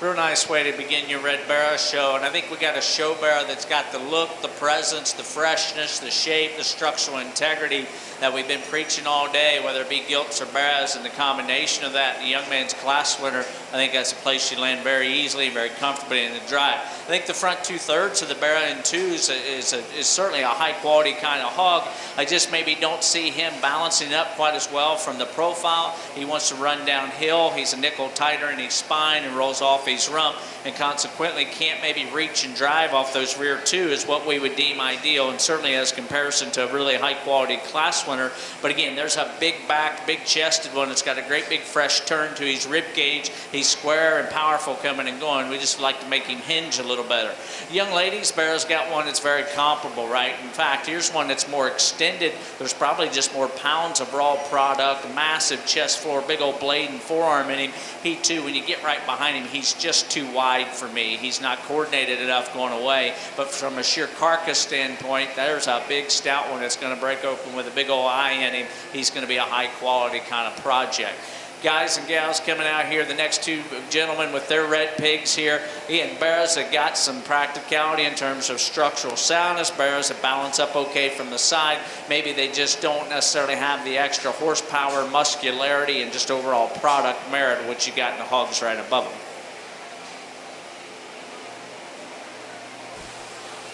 Placings in Class 21 Duroc Barrows. First, Cray Emmenheiser. Second, Caleb Kneibler. Third, Sophia Young. Fourth, Aiden Bain. And fifth, David Bertelman.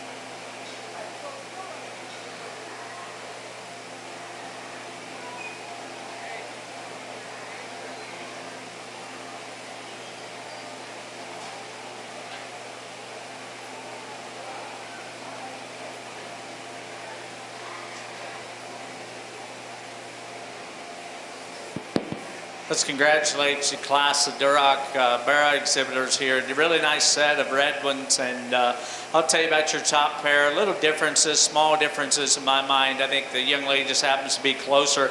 There's a Barra again. We've talked about show Barra presence with natural turn and shape and freshness and enough athletic ability, while still being cracked open wide enough through her chest floor, having a nice turn to the rib cage and being sound off of both ends. I think he checks a lot of those boxes. I would tell you, in comparison to the other Barra that's out here against him, maybe right at the ground, that one wants to flatten and twist ever so slightly on his front feet, and I think that's probably where you have an advantage in the Barrow and 2. Again, the Barrow and 2, you just study the silhouette of those hogs. There's a lot of similarities with those pigs, and I think you get off to the side, he's got a great big old rib cage, he's got a big old blade and forearm in him, and as I alluded to, when they come directly at you, I think from his knee to the ground, he's got a more correct set, and he's a notch wider coming at you. That being said, I think when you get right on top of these barrows, that one's not got quite the fresh shape and turn to him. And additionally, you go right back into his hip, and the same can be said there. And I think that's where the big advantage is to me with the young ladies barrow who's going to win this class. The young man's going to go 2 because of those reasons. I think that's a nice high-quality pair of red barrows to bring to a county fair, and you both ought to be very proud. Again, the young man in 2, in comparison to the one that comes out in 3, that one's just better balance. He's more complete. That hog's just sounder and longer out of his hip and hind leg. He takes a more correct stride than the barrow that's there in 3. The barrow in 3 is absolutely a stud when he comes out of that block and shoot right there. He's the massive chested, big bladed, bold sprung one, right? He's all of those things, and you get on him, he's got a great big mammoth back in him, and he's got a great big caboose behind him. Unfortunately, it works to his disadvantage in this judge's eye because he starts to get too much from behind. He wants to swing and get too wide. He's not nearly as coordinated. He's a little shorter and steeper in his rump. From a sheer power and carcass standpoint, that bear does some things to the extreme level. A very high quality individual, just need to change the way he goes away from you. Again, 4-5, and you can bring the rest of the barrows out here.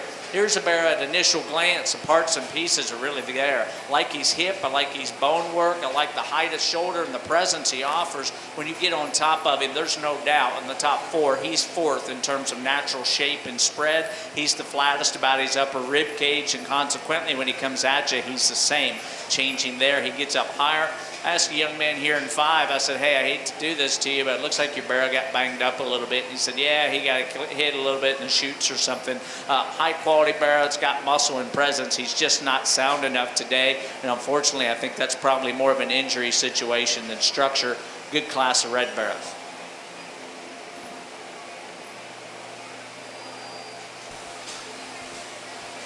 We're now exhibiting our champion Duroc Bear. Out of class 21 will be Cray Emmenheiser. And our class 22 is Holly Howard.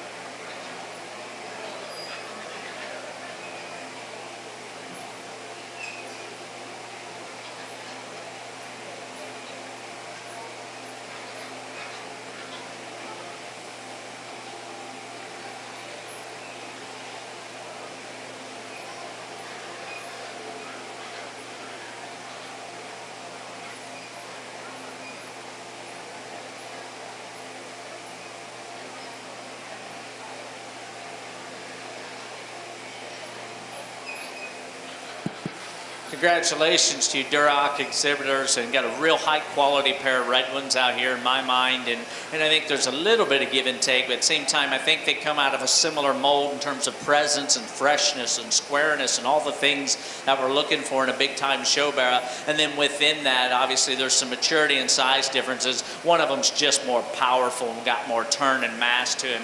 Young lady's going to have your champion red one today, and appreciate her bringing us a high quality kind of pig. We'll bring bring the other young man second place out. He's there handily, and we talked about those in class, and that's a high quality kind of barra. We talked about all the great attributes he has, and in the same breath said we'd just like to see a notch more turn and freshness up high. I think that's the decided advantage that the young man has here in front of me, and that's why he'll have your reserve red barra. That's a high quality one. He just got beat by one that's a little bigger and stouter today.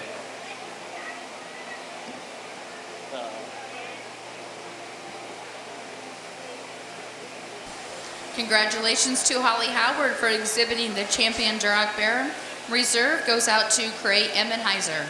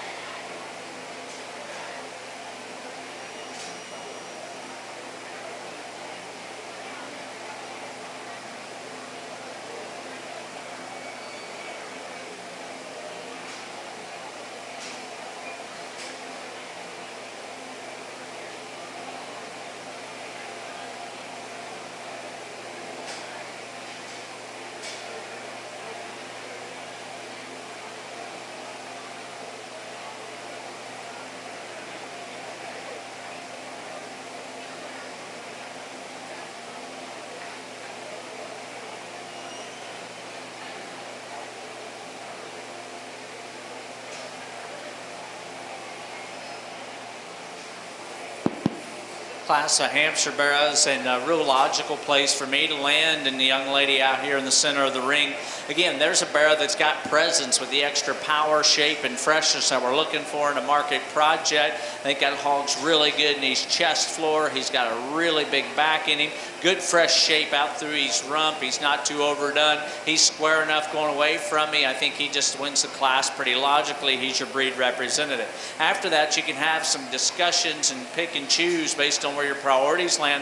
I think the young lady's barrow next follows him in terms of the remaining hogs. He's one that's got enough elevation at a heavyweight for me. He's one that's sound and square coming and going. Still got enough overall product in terms of pounds and power. I just think compared to a class winner, he doesn't have near as much of the extremes and extras to get up higher in this particular class, but a good balanced sound one, and that's his advantage over the other ones. You can bring 3, 4, and 5 on out if you guys want to do that. And young man's barrow here in 3, of the top 3, he's easily the most conservative in his framework. He maybe doesn't bring as much total pounds and power to the platform today, and that's why he lands in 3. Young lady's got a bigger outline, maybe more productive appearing kind of barrow. He just doesn't offer enough freshest shape, and he's just not enough overall muscularity and cutability in a market kind of class to get up higher. Yet his advantage over the barrow that's right behind him in this particular class is simply structural soundness and integrity. Congratulations to Reese Knowles for exhibiting the champion Hampshire Barrow. Second in reserve went to Riley Shaneman. Third, David Bertelman. Fourth, Nicole Bunkowski. And fifth, Drew Daffern.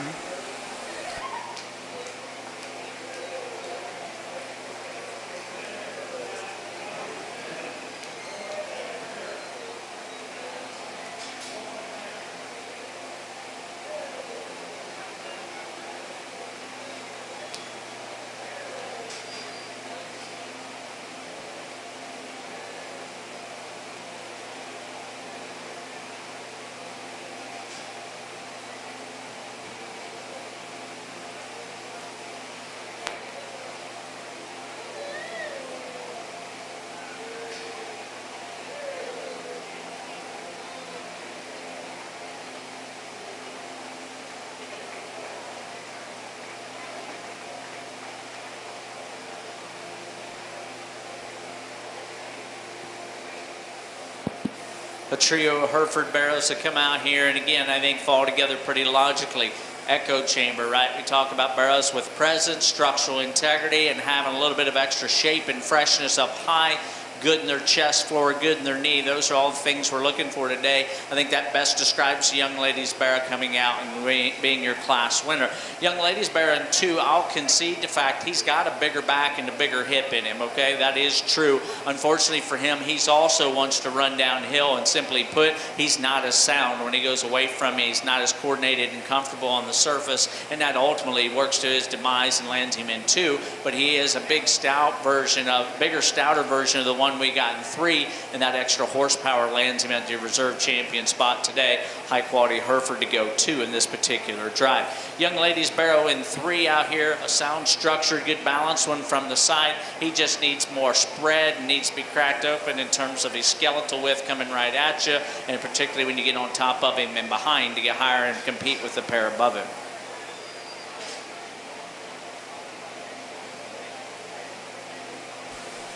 Congratulations to Haley Paul for exhibiting the champion Hereford barrow.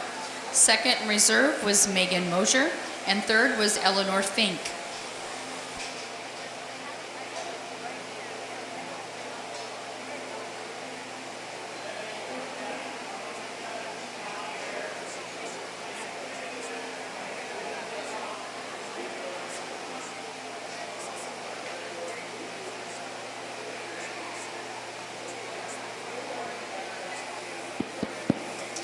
Well, I appreciate you exhibitors. You finally gave me a class that I could get right today, and so the only thing we're going to agree on is I got the landrace barrows right, and after that it's up for discussion. But you know, the young lady's doing a good job, and there's one at a lot of county fairs, can stand a lot of competition. You think back, we had a very high quality landrace gilt in the female show. Here's a landrace barrow, guys. Again, forget about the breeds, forget about the ears, and study the pieces and proportions that this guy has. Think about all the things we've discussed, right? The look, the balance, the structural integrity, the squareness, the freshness, the shape. He does all of those things, and he's out here by himself. But I can assure you, you could run a bunch of them out here before he ever got beat. Congratulations to that young lady. Congratulations to Madeline Malcolm for exhibiting the champion landrace barrow.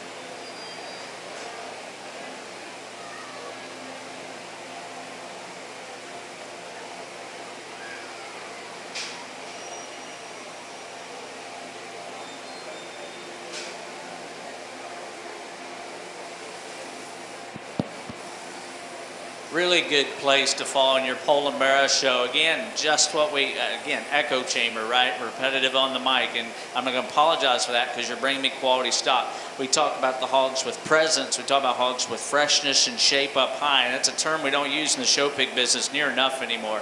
Hogs that are fresh and got look and got natural turn and shape to their back. Get in behind him. He's got a big old pin set. He's square at the ground. His proportions from the side are awesome for a pole and barrow. The right length of body with a big old stout skull, squareness, freshness, soundness. That's good, high quality pole and barrow. Can stand a bunch of competition. Just as easy as he wins, the barrow in 2 goes second. Again, more elevated, more extended. There's a pig that maybe just a half-ribbed, long-bodied for some of you to make it all balance and blend well, but that's a hog that for a big scaled one. He's got a big blade and forearm for a Poland barrow. He's got a great big old back and hip in him. He maybe wants to roll his hocks just a little from behind. Maybe he's not quite as fresh and full through his center body, but in comparison to the one that goes in 3, he's just a bigger version that's also sounder coming and going, and that's why he lands in 2. Congratulations to Cray Emmenheiser for exhibiting the champion Poland Barrow. Second in reserve went to Logan Kurtz, and third to Jonathan Smith.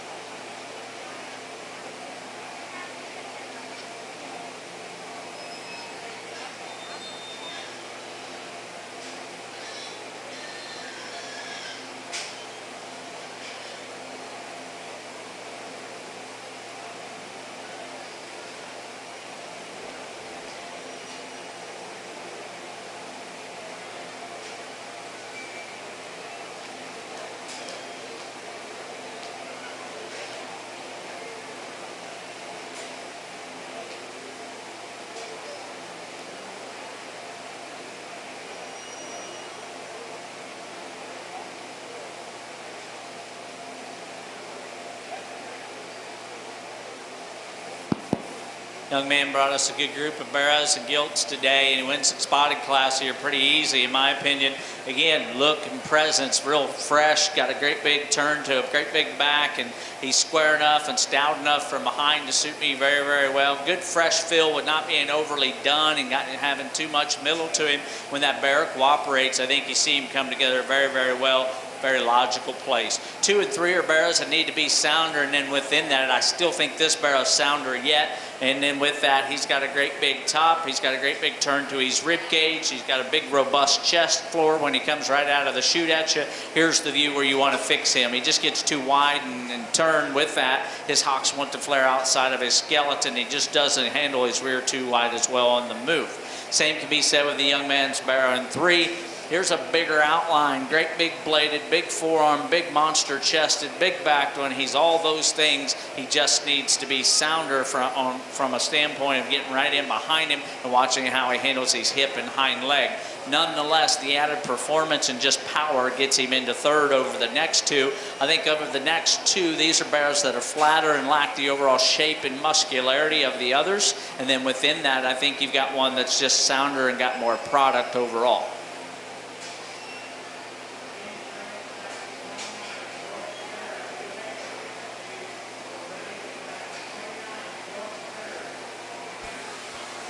Congratulations to Cray Emmenheiser for exhibiting the champion spot barrow. Second in reserve went to Brenna Lake. Third, Jonathan Smith. And fourth, Nicole Bunkowski.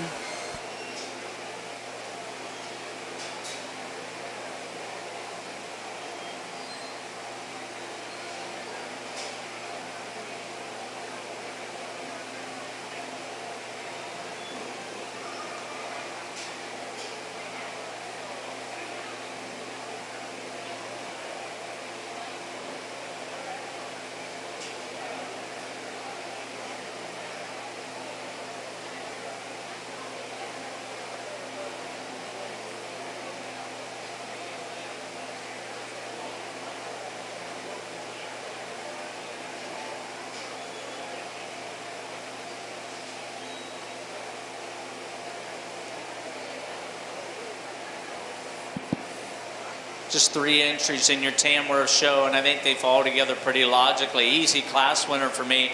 Of the trio, he's easily the big, fresh-backed one, right? He comes out of the gates at you. He's got a big square chest floor in him. He carries that all the way to the ground, and you get him behind him. He's got the biggest hip and the most shape all over. Sure, he could be a nickel more coordinated, but I still think on top of all of the things and the attributes we've just discussed, I think he's still every bit as sound and probably sounder than the 2 that follow him, so that becomes a real easy class winner for me. Young Men's Bear on seconds, just square and more comfortable than the 1 in 3. I think along with that, that one's a little more elevated and extended out through his front end, got a little more of that show pig look that we discussed. Young Ladies Bear that rounds out just needs to be sounder off his rear too to get up higher in this class. Congratulations to Madison Harrell for exhibiting the champion Tamworth Barrow. Second in reserve went to Calvin Lee, and third to Lindy Stone.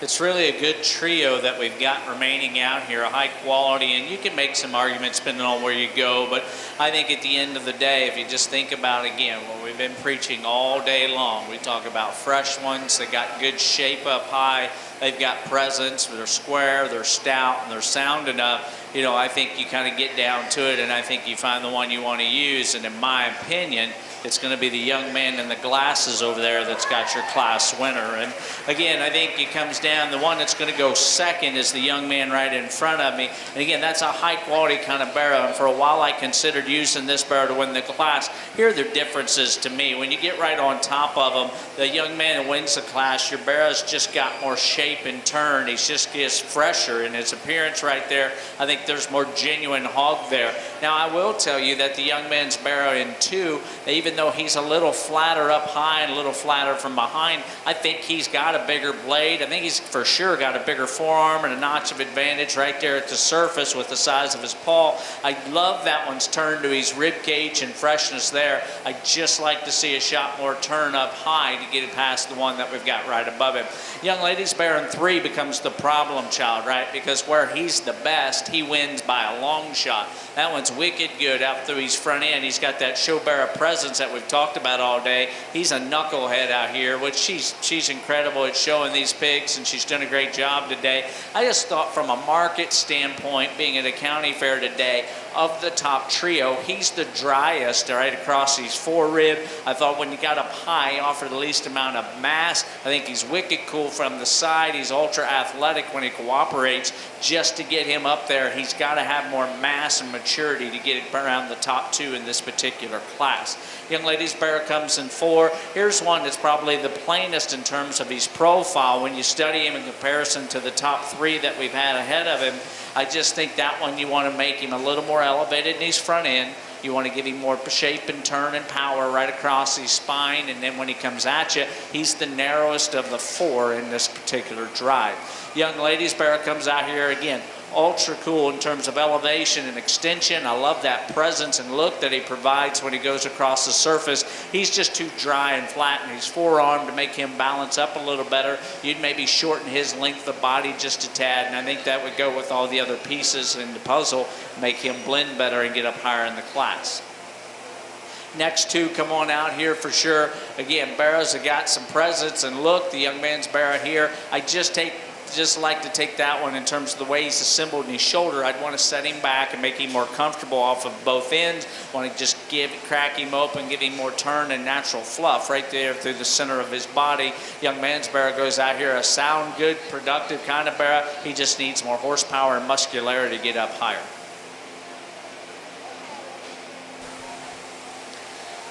Congratulations to Nathan Seibel for exhibiting the champion Yorkshire Barrow. Second in reserve was Cole Bushing. Third, Madeline Malcolm. Fourth, Kennedy Harrell. Fifth, Brooke Kneibler. Sixth, Dakota Hitzman. And seventh, Landon King.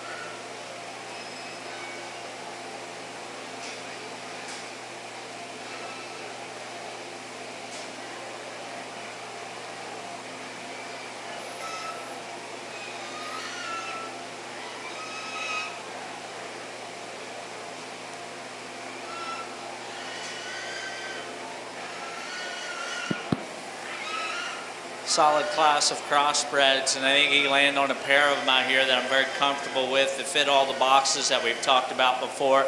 I think in terms of structural soundness, I think it's a wash on the pair, and then if you say that's the case, then I think it becomes pretty easy for me. And that's going to be the young lady's Barra here over to my left. He's going to be your class winner. I love that look. I love that arch, or a good shape that he's got on top. Young lady, maybe one suggestion. That one just needs to kind of relax and go. Let's not be on his head so much, because I think that can actually work to a disadvantage to you. He doesn't need to go fast, but at the same time, let's just let him kind of be the pig he is. And again, I think he could take a little longer step, but I also think the same could be said with the Barra in second. And then once you say that's a wash, that is a really cool, good outline one. It's got a fresh turn to his back, big square pin set from behind, ultra fresh, good turn to his center body. I think he wins the class pretty easily. Just as easily, I think this Barra goes in too. I like this fresh turn to his back. I like he's filled today. He's pretty conservative in terms of stature for me. And again, he doesn't quite have the sharpness up high, and particularly the look off to the side at what we've got in our class winner. That's why he lands in 2. Nonetheless, I think he's square right out of his chest floor. I think he's got more presence from the side. I think he just balances better than the young lady's Barra in 3. The Barra in 3 obviously has got a ton of power, right? He's the young lady. Your Barra's got a great big back. He's got a great big hip, and he's got a great big leg in him. How all that's assembled from the side, he gets a little coarser and a little plainer for this guy. If you're into power, then you may want to switch this pair. You may even try to justify using that one to win the class. In my opinion, I just don't think he balances well enough. I don't think he goes well enough. And when he comes at you, for all the power he's got up high, he wants to taper down low. Same can be said, the young lady's Barra in 4. Here's a bigger outline, taller fronted one I thought I was going to like. I like he's 4 rib, and I like he's filled today. However, when you get on top of him, he's the most disappointing of your top 4. And then with that, when he comes right out of the chute towards you, he's the narrowest chested, he's the most in at his knee, and lacks the most genuine shape of those upper end Barras.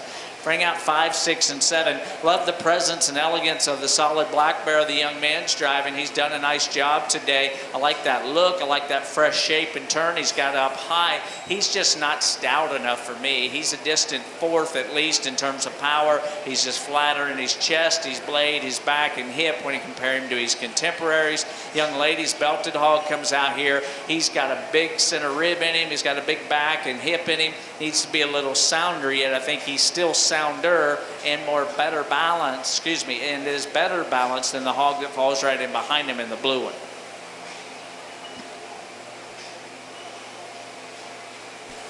Placings for Class 30 Cross Barras. First, Megan Mosier. Second, Brooke Knibler. Third, Kennedy Harrell. Fourth, Brooke Knibler. Fifth, Dylan Paul. Sixth, Caitlin Hockemeyer. And seventh, Isaac Warner.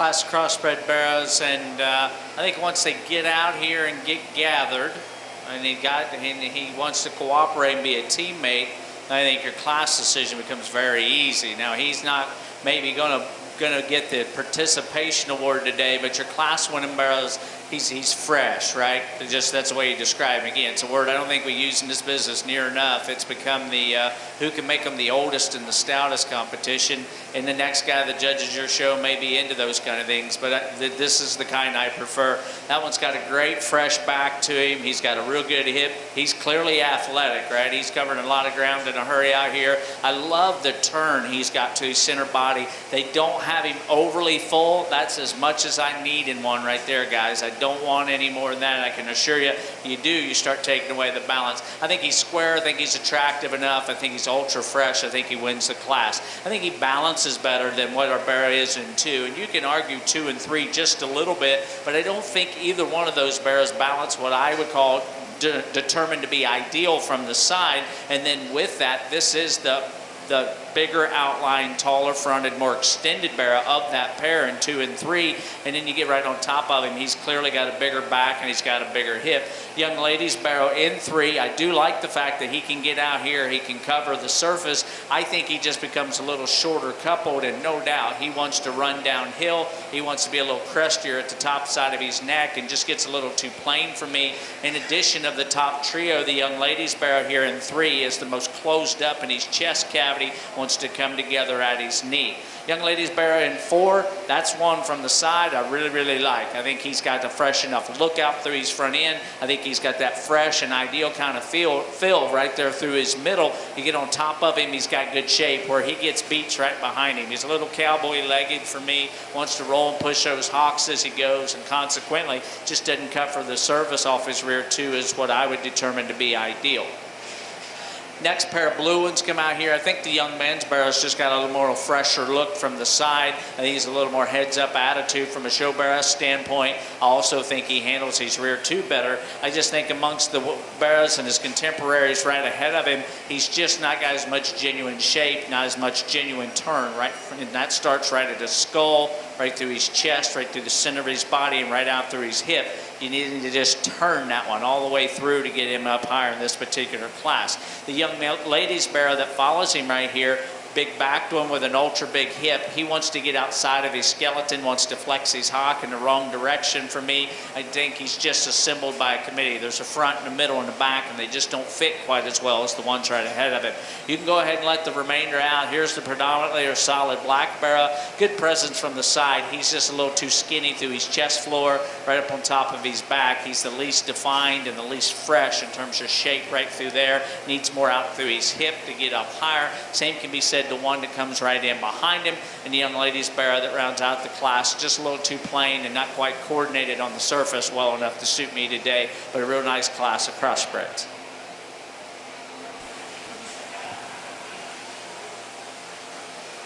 We'll now be showing for our Division 1 Cross Barrow Champion and Reserve Champions. So out of Class 30 will be Megan Mosier, a barrow weighing 225. Out of Class 31, a barrow exhibited by Caitlin Hockemeyer weighing 260.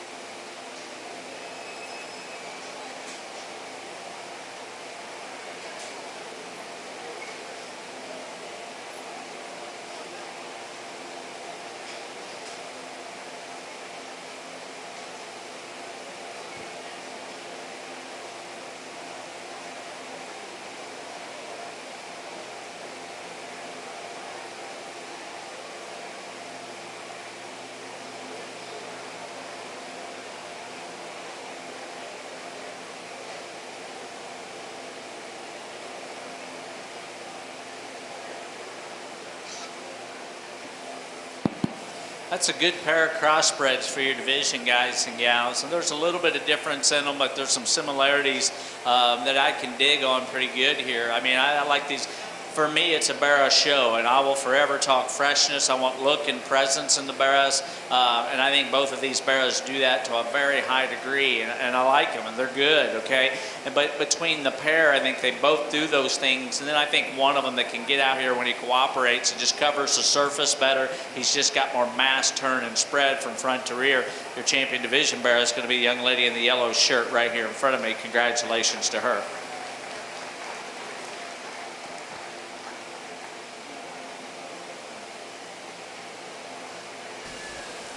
Congratulations, Caitlin Hockemeyer, for exhibiting the Champion Division 1 with a barrow weighing 260 pounds. We'll now be selecting the reserve.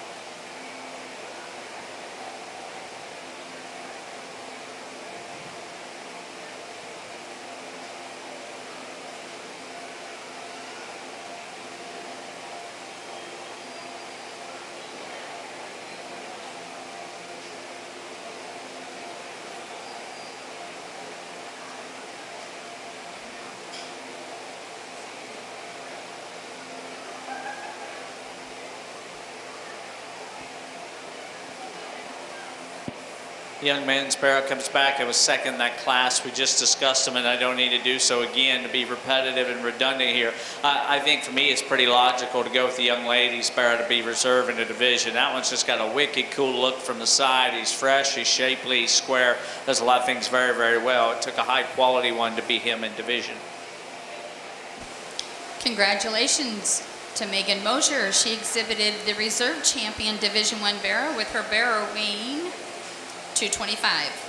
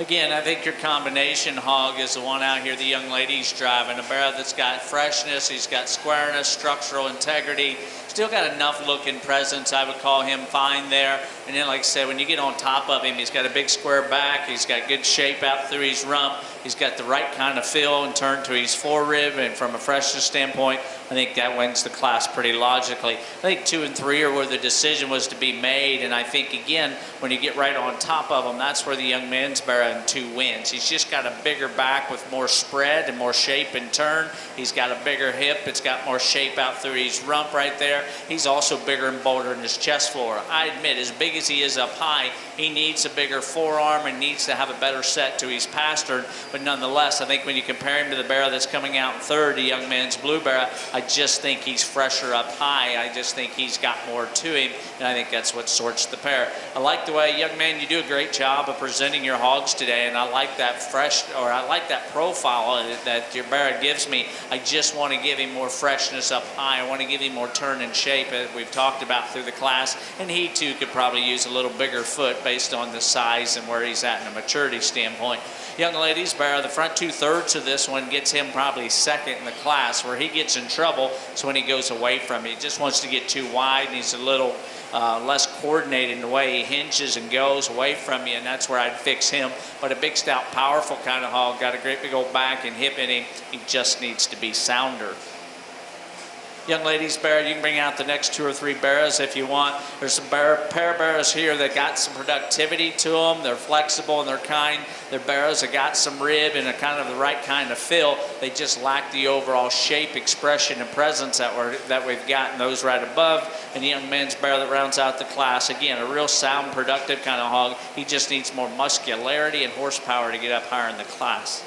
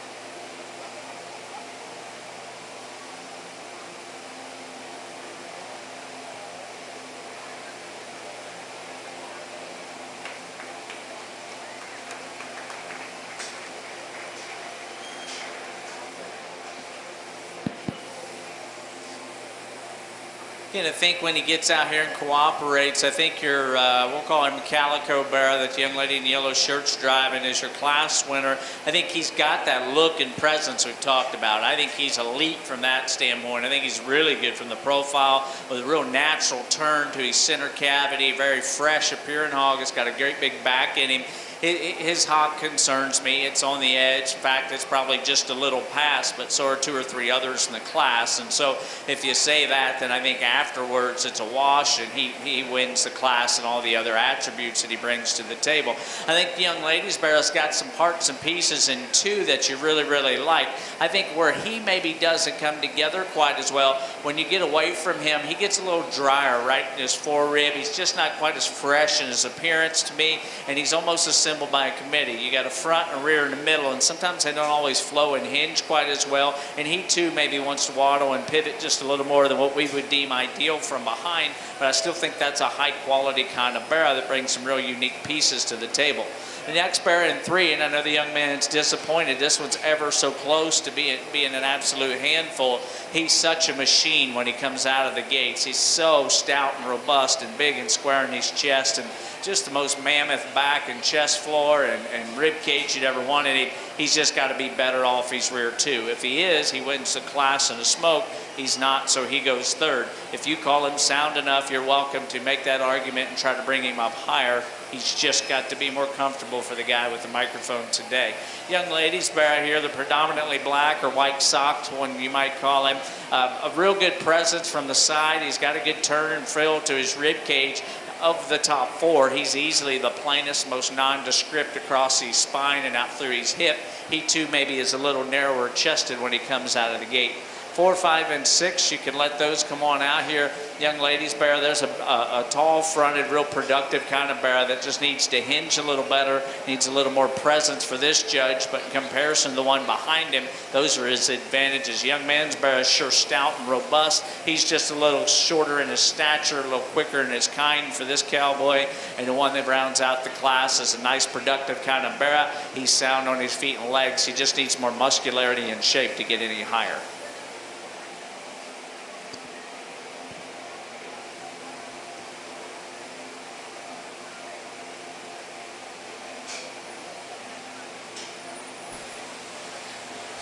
We are now selecting the Champion Division 2 barrow out of Class 32. A barrow weighing 272, exhibited by Megan Bushing.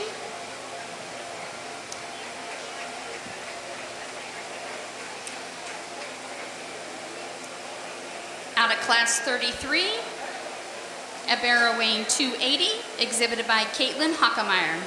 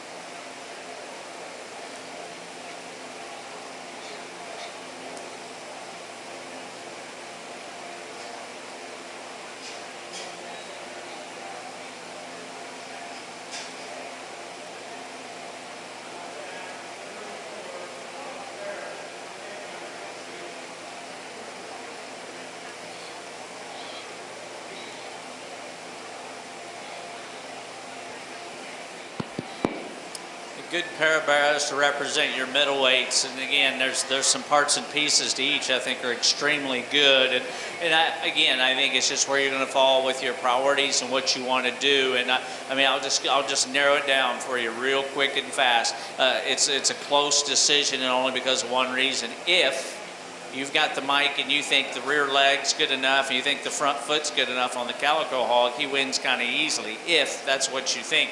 In my mind, he needs to be better in both places. I've been a stickler to that all day, and it's something that's very hard for me to get around. You look at the young lady's barrow, does he have as much presence? Does he have as much freshness and shape? I shouldn't say freshness. I think it turned to his top, and his fill is really, really good. So that's probably not. I would think in presence, particularly from the center of his blade forward, you'd like to change the way his head and neck's assembled. But with that being said, I'm certain the barrow's better when he comes at me. He's got a more proper set to his front foot, and there's no doubt he's more secure with his hock placement when he goes away from you, and those are things that are going to bother me today. I think you've got an extreme one that's an outlier that's got a place or two he needs to be better. It's a coin toss to me. I'm going to stay with what I've talked about all day, and I see the differences. If you like them a different way, that's okay. Next time they'll ask you to judge and you'll be official. Doesn't make me right, it makes me official. Today I used the belted barrow to win the drive and a good pair of hogs.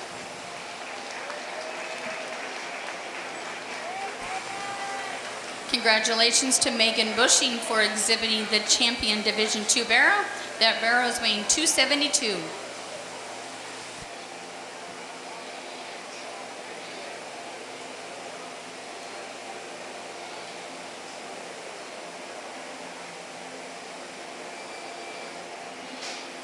We bring that second place barrow out here, and again, a high quality individual out of that class, and we talked about the things he brings to the table and a few spots we want to fix him.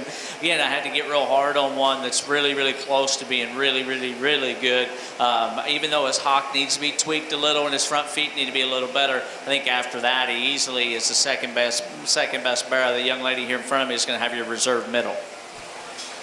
Congratulations to Caitlin Hockemeyer for exhibiting the Reserve Champion Division II barrow, weighing 280.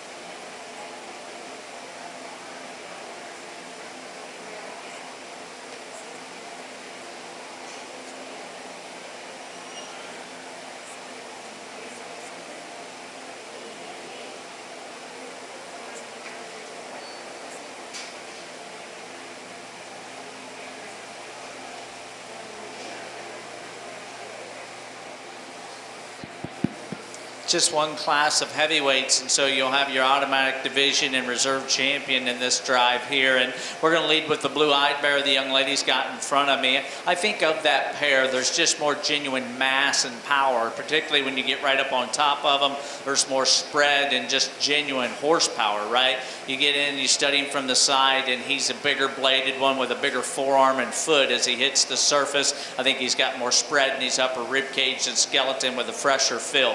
I love the young lady's bearing too in terms of his elevation and extension from the side, that presence that we've talked about all day. He does carry that, and he's a notch longer faced and longer neck. I don't know it works to his advantage today because he is flatter bladed, narrower chested, and just doesn't pack the punch of what we've got in our class winner, but an easy place to fall into and make your reserve heavyweight barrow.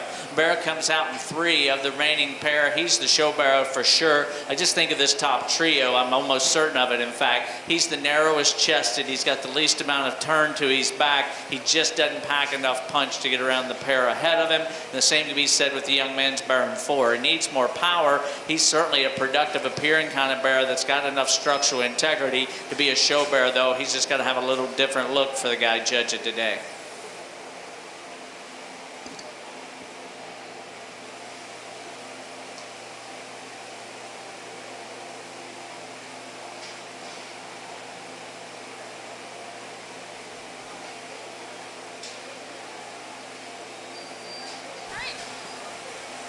We're now going to be showing for our champion crossbred barrow.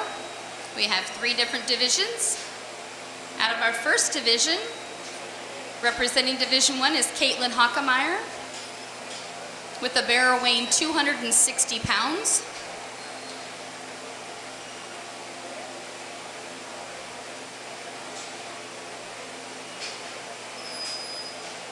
It's okay, guys. We can give them a round of applause as they come on out. Out of Division 2, it was exhibited by Megan Bushing with a barrow weighing, let me see, 272. And out of Division 3, we have a barrow weighing 292, exhibited by Reese Knowles.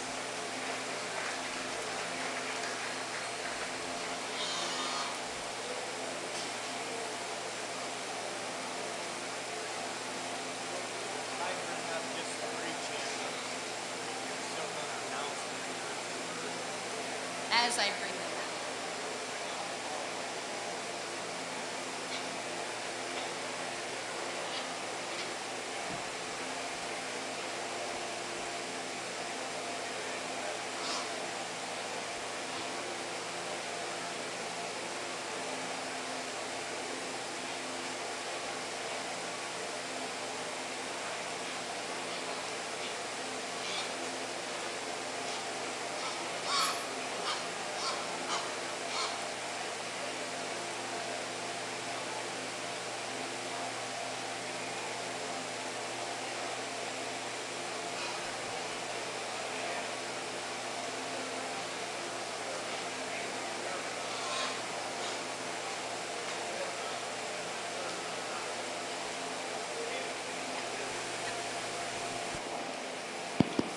Let's congratulate your crossbred division winners out here. I think it's a real good trio of hogs.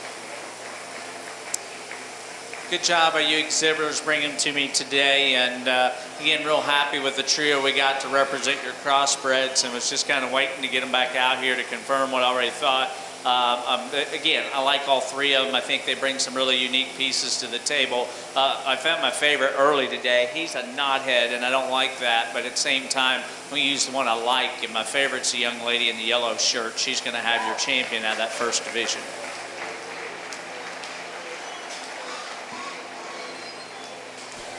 Congratulations, Caitlin Hockemeyer, for exhibiting the champion crossbred barrow.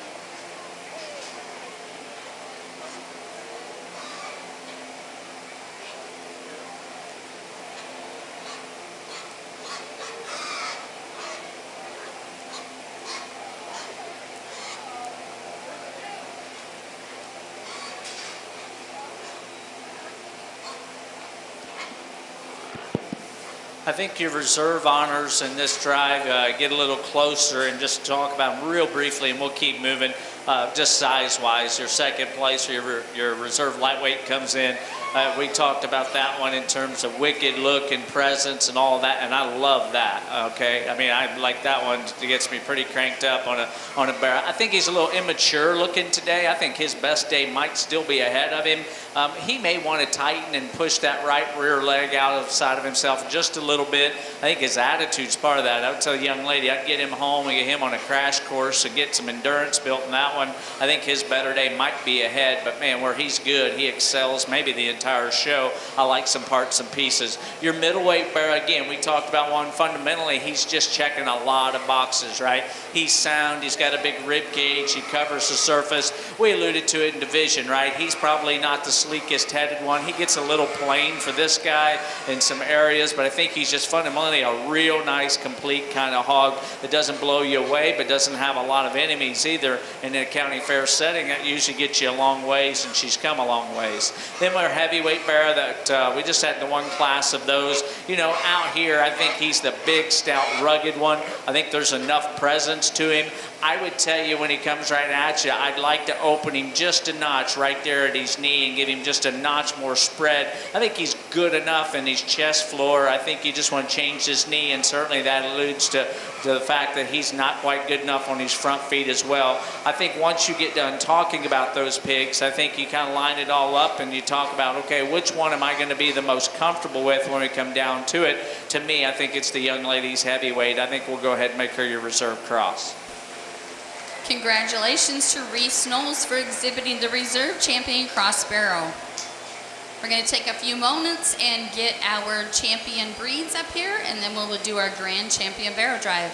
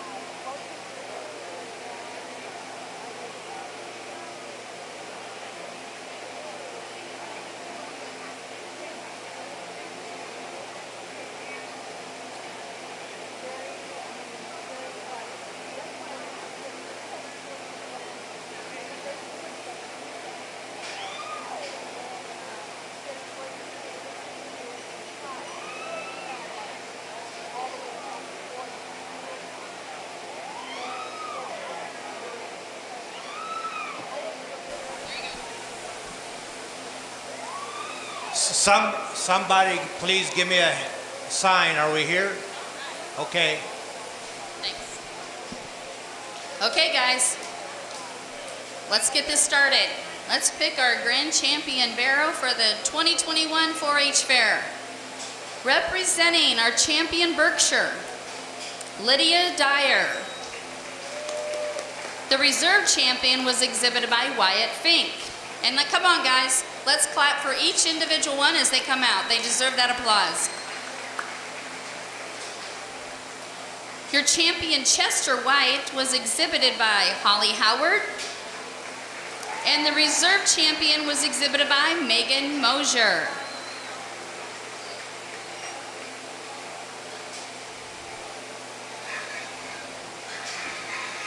Our champion Duroc was exhibited by Holly Howard. And the reserve champion was exhibited by Cray Emmenheiser.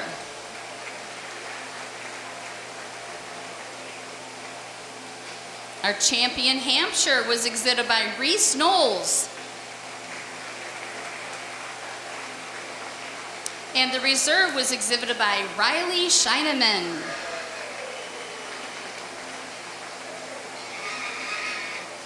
Our champion Hereford was exhibited by Hallie Paul. And the reserve was exhibited by Megan Mosier. Our champion Landrace was exhibited by Madeline Malcolm.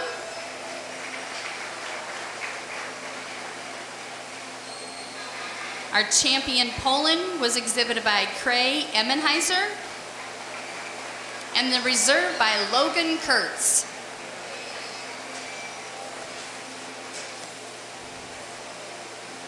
Our champion Spot was exhibited by Cray Emmenheiser. And the reserve by Brenna Lake. Our champion Tamworth was exhibited by Madison Harrell. And the reserve by Calvin Lee.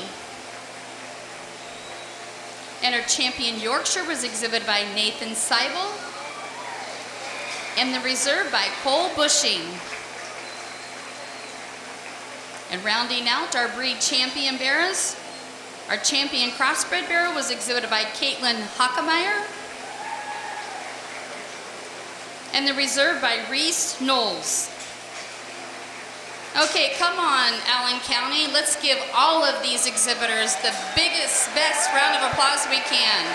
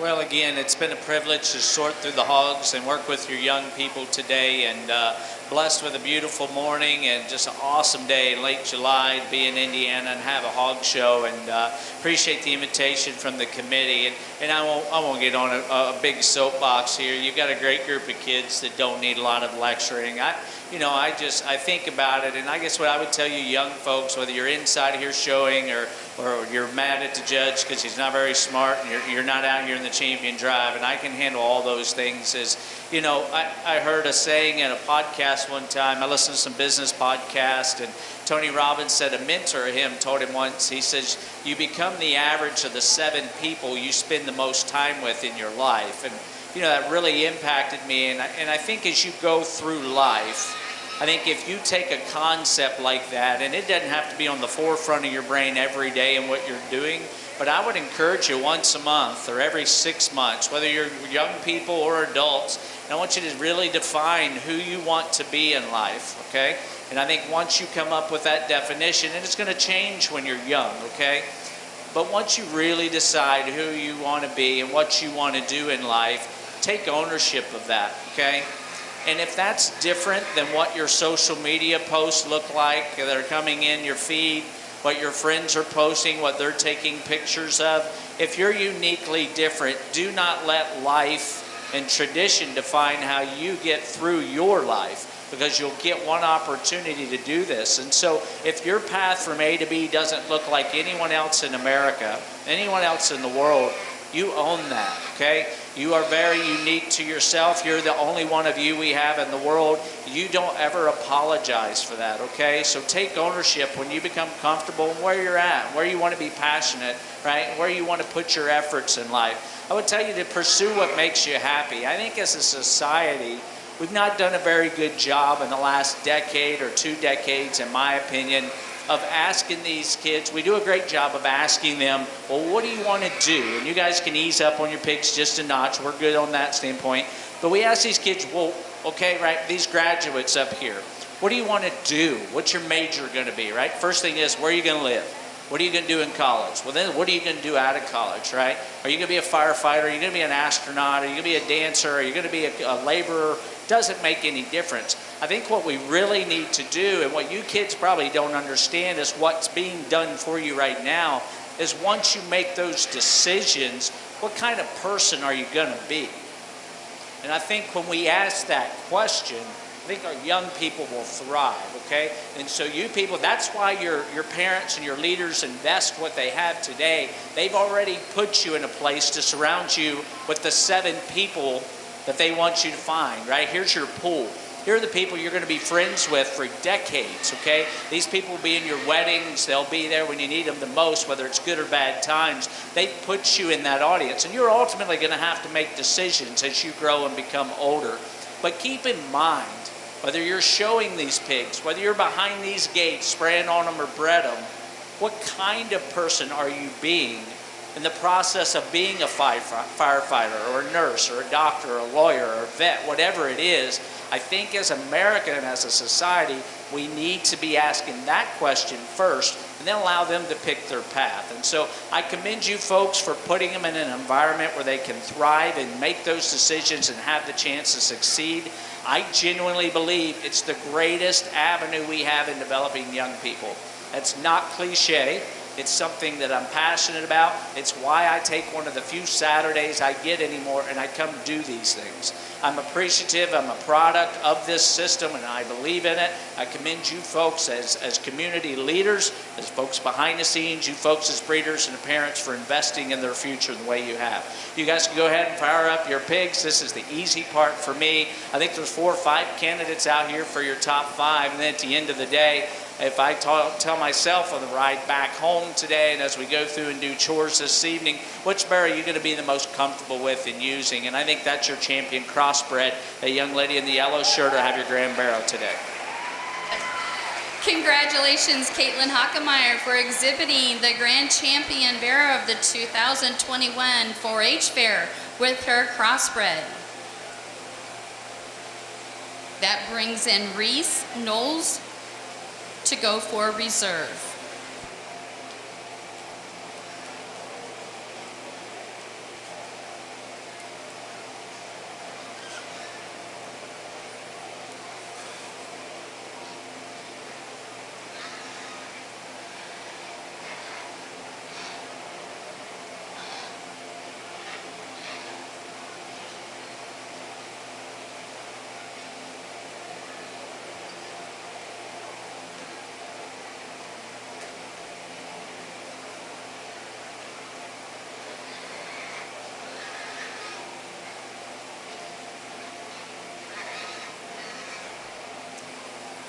I think you could do several different things out here, depending on which one you like or you've got a preference towards and things of that nature.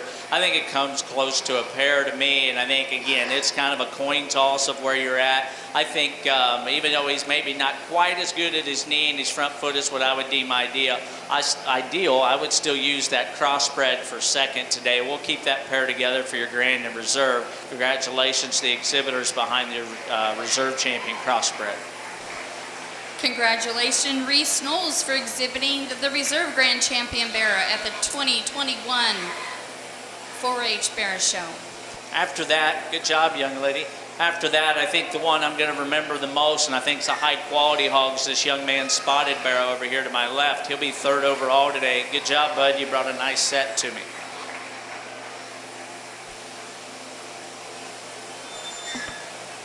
Then I think you've got some coin tosses of where you want to fall today. And again, I don't think there's right or wrong. I think there's 3 or 4 high-quality barrows out here you can go back and forth with. We're going to use the red barrow next. I think he does some things very, very well. Represents the breed in a good kind of way. I like that one. Congratulations to her. Then after that, it comes down to pair, and unfortunately, I've got to leave one of you guys or gals out today. My pair to discuss, I at least want them to get recognized, is the young men's Yorkshire Barrow and the young ladies' Landrace Barrow. I mean, I think that's a high-quality pair of barrows, depending on where you want to fall and what you want to do today. Again, I think it's a coin toss to where you're at and what's happening. We're going to give it to the young men's Yorkshire Barrow today in a close decision. Congratulations to them. Congratulations to Gray Emmenizer for being the 3rd honor group. Our 4th honor group was the champion spot exhibited by Holly Howard. And our 5th honor group was the champion York exhibited by Nathan Seibel. Congratulations to all of those 4-H barrow exhibitors. Taking just a brief 5-minute break so that they have a chance to get their animals back to the barn, and we'll do the pair of barrows and then begin our showmanship. Make your way over to the food booth. Get an ice cream, a sandwich, something cool to drink.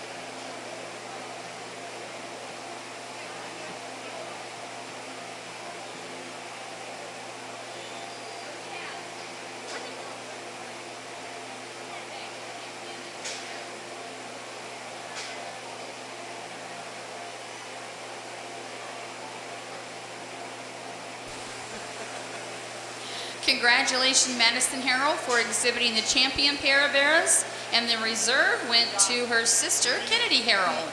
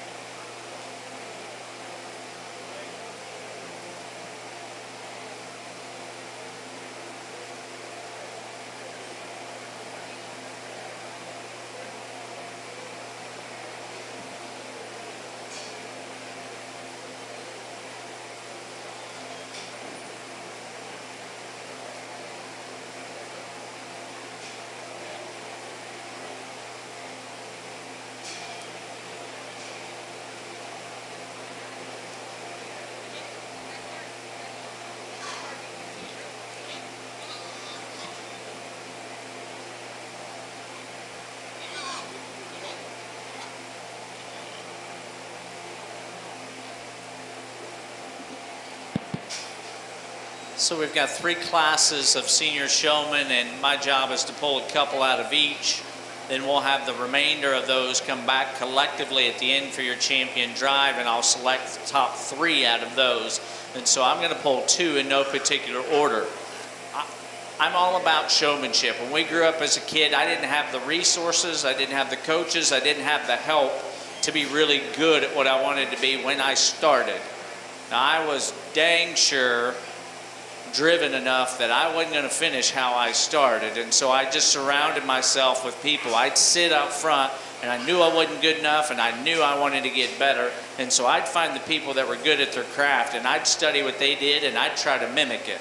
And I'd take that as far as they'd let me until I found somebody who was a little better, somebody who was willing to help, okay?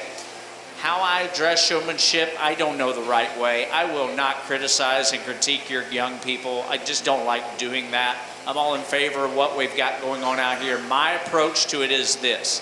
It's a very competitive industry. We strive really hard, and we invest a lot of time and resources to produce the very best hogs we can to go on to our customers and achieve great things. That's our goal, okay? Well, however you define that. So if we raise a high dollar barrel or a gilt that's a really good prospect, here's how I approach it. And I would recommend this to you young people. In everything you do, you're doing a job interview, okay? I'm interviewing for something today and I have no idea what it is, right? We're close enough to the ADM mill. If I do some boneheaded thing out here, the word's gonna get to that mill, it's gonna get from there to my corporate office. I'm interviewing for my job every day. I'm interviewing for a next job or career. Or I'm interviewing for the next customer that wants to do business with me, whether that's on my internet platform, whether that's my show pigs, okay? And I would tell you young people, in a world full of social media, in a world full of cameras and everything else, you are constantly interviewed. You're under a microscope, and that's just the life you're going to have to grow up in. So I won't talk about your drives and classes. I'll pull one or two, maybe three out of each heat, and we'll roll through these. Where I'm going with all this, I'm out here. If I sell a high dollar barrel of gilt and I want to try to win Indiana State Fair, I'm looking at the guy or gals out here, and I'm asking, I want him or I want her driving and taking care of that pig. That's my approach. It's probably not even right, but that's how I sort them. Again, I consider it to be a job interview. I'm going to pull two people back in no particular order. She's closest, the young lady here, young man with the red gilt. Y'all are doing a nice job. Those two, will ask them to come back.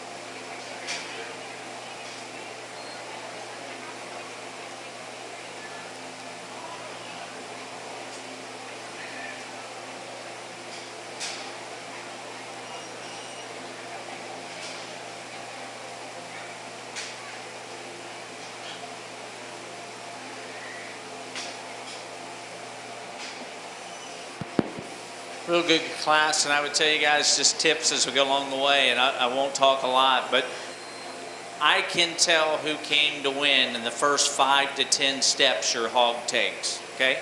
You think I'm crazy, but I can tell your intensity. I can tell, have you been working that hog at home when he comes out of the gate? Am I getting a good chest shot of that bear or gill?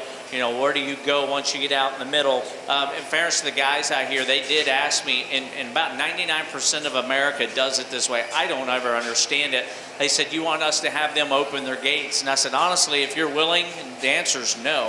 I've never understood. We'll do 45 classes of hogs at a show where we help the kids open the gates, and then we get into showmanship and we ask them to start doing it on their own. I've never understood how that lines up or what sense that makes, and so they ask, and my preference is no. If we're going to mimic a show is what I want them. I don't want to create some new event that's just about something that's totally unparalleled to what we're going to do in the actual show. So I asked the guys, and they're very cordial and kind and happy to assist, and so if it looks and feels a little different, that's my fault.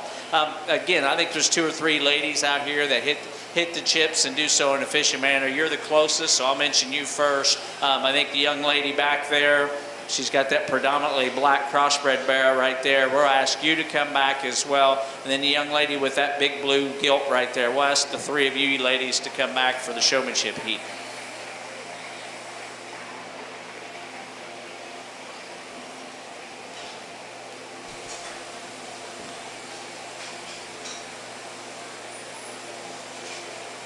So far, out of our Group 1 and Group 2, those individuals that have been asked to come back to compete for the final will be Drew Dafford, Kara DeVolt, Holly Howard, Taylor Kneibler, and Brenna Lake. We have one more class, and then we will be selecting our senior showmanship winner.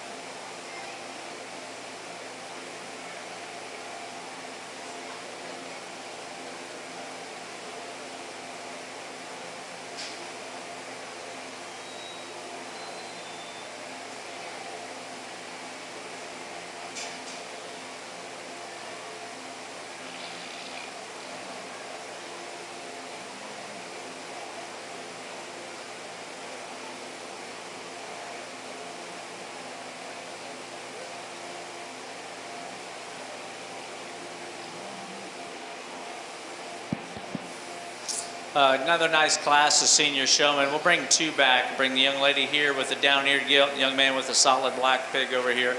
2 of you can come back for your champion drive. Congratulations to McKenna Malcolm and Dylan Paul of being the final 2 representatives for our seniors. Let the rest get back, get everybody pinned up.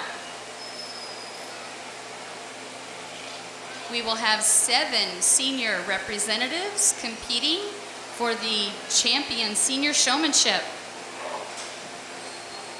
Again, those individuals are Drew Daffern and Kara DeBolt out of our Group 1. Out of Group 2, we're going to have Holly Howard, Taylor Kneibler, and Brenna Lake.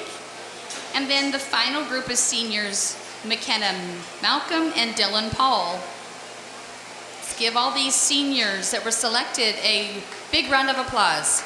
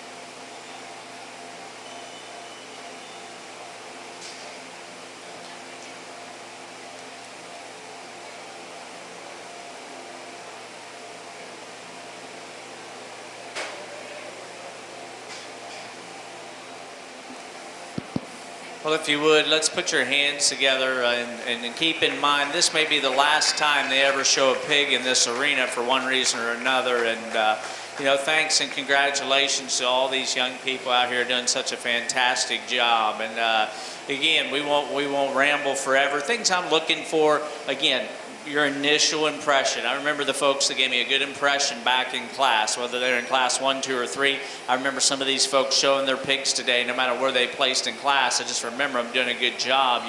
You pay attention to those things. And so when you come out of the gate, your initial impression, how efficient are you with your whip? Okay, right? Are you taking big swings? Are you consistently bouncing? If you watch a whip, it'll tell you what's going on emotionally in somebody's head a lot of times. The more nervous they get, the faster that whip will go. And they're just connected. And a lot of times they'll tell on themselves. I understand their nerves out here. They want to win. They want to do well. They represent themselves and their family. And I get all that competition. I love everything about it. I think there's a good group of people out here. And I think there's 3 or 4 of you that are in contention. And I think there's one that's just you know, you got to have a good dancing partner too. That's something I want to allude to. And some days your dancing partner steps all over your feet and it just doesn't work and flow very well. And I've been that guy in the dance, and so I understand the pain of it. But sometimes that's just the hand you're dealt. Sometimes the guilt might come in heat, or you know, we've got different. You know, a couple of these pigs are down-eared hogs, and that's a challenge of its own out here. But again, I think the one. Again, a brief job interview. I'd hire a pile of you to do a lot of work for us because I think you're good kids doing a good job. But the one that suits me the best from start to finish in terms of poise, being intent and focused without being robotic in nature, very natural and fluid. That young lady with that calico pig going away is going to be your champion senior showman. Great job today. Congratulations. I thought it was kind of a 2-horse race, and I thought they just flowed and moved together. I thought she was a notch more efficiently, but the one who also does a whale of a job, and again, I alluded to the down-eared pigs. That's a different challenge, folks. If you don't think so, go put a couple in the fairing crate a couple times, and that'll teach you a good lesson.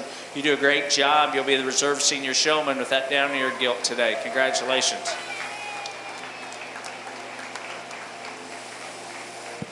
Our third place individual, and again, we'll stop right there. Again, you've all done a great job. This young lady with a predominantly white barrow in the middle, she'll be third overall. Good job.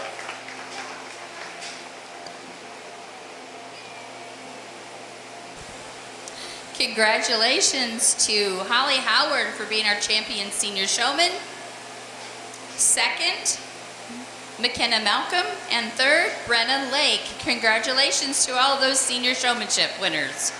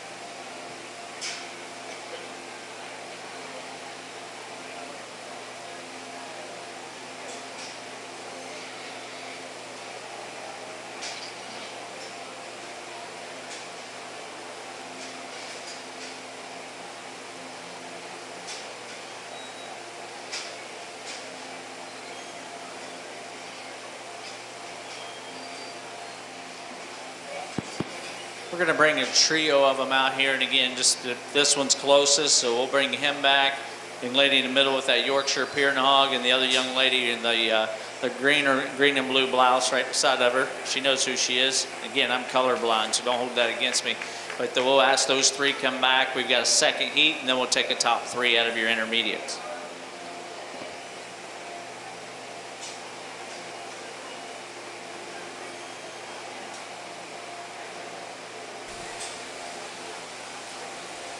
Let's congratulate Cole Bushing, Danica Daffron, and Brooke Knibler for being chosen out of that Group 1 Intermediate Division.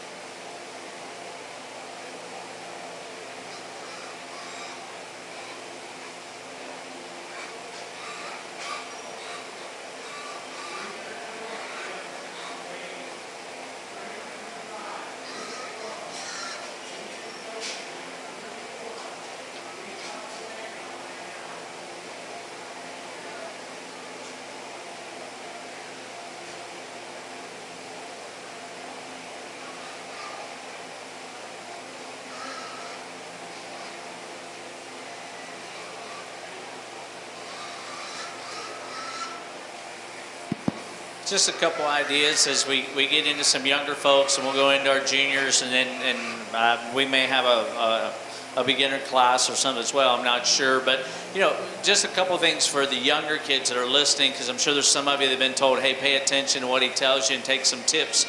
When we have kids we have kids practicing at home, which is first step, practice at home. I can tell the way those hogs come out of the gates if they've been worked with at home. Skin and Hair tells a big story to me. We give them a destination. The way I explain to our customers and the new kids that are coming into this deal is you have a gas pedal and a steering wheel. That's what these kids are holding in their hand with a whip, right? And how do you do that? You can put a kid in a car, or you can put them on an SUV or something, and these pigs are just like that automobile. If you don't hold the steering wheel and you don't tell it where to go, you're going to end up in the ditch and crash, okay? These pigs are the same way. Your steering wheel is that whip. And so with that, practice enough at home driving your pig or driving your SUV or whatever it is, or your ATV, your side-by-side, whatever you're doing. But that's a vehicle that you're in charge of, okay? The other thing is, what we like to practice at home, and I don't care if it's trees, rocks, or buckets, or whatever it is, road cones, whatever you've got, we give those kids something to drive towards. And so if not, what you end up getting is you get young kids that get bored and they get their AirPods in their ear or something, and they're just out there walking around with no destination. They're lost. If you don't have a destination in life, you're going to be lost. So we'll put a bucket over here, we've got a tree over there, and we've got a rock or a trash can. And what I tell these kids to do, and it'll help right here, I can see the ones that do and don't. Pick a destination. When you go around that rock, decide which side of the rock you're going to drive around. And when you come out of there, you need to know the next object or location. When you practice functioning mentally that way, then when you get out here, you do the same thing. You say, I'm coming out of the gates, I'm going to give him a rear view, I'm going to give him a chest view, and I'm going to give him a side view. But they will automatically be programmed to think about the next step, okay? Now, I'm going to bring two of them back. The closest one to me is this one, and I'm telling you why I'm bringing the second one back, because it's a real-world scenario. It's that guy with the grumpy gilt, and here's why. I don't like the fact that his gilt's grumpy, but here's what I'm really interested. This is real world, folks. You're going to drive hogs that are not going to want to be good dancing partners. That's going to happen. Part two of this is, how are you going to respond to that when you're in the ring? Are you going to get frustrated? Are you going to give up? Are you going to wear your pig out? Are you going to whip them too much? Are you going to lose? Or do you realize that you've been dealt a sour hand and you're going to play that out for all it is? That's why he gets to come back with a grumpy pig. Congratulations to this group of young people.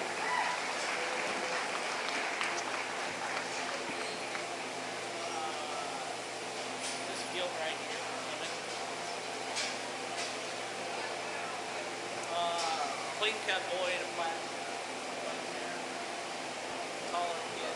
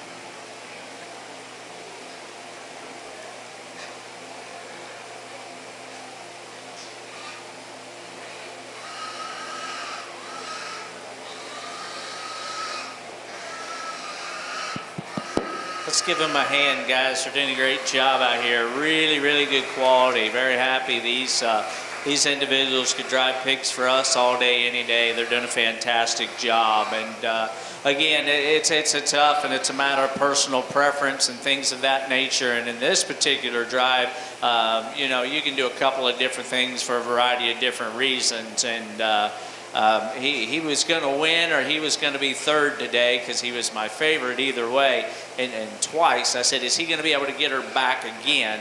And every time he has. The True Grit Award, you're my favorite, you're going to win this deal. You did a good job today.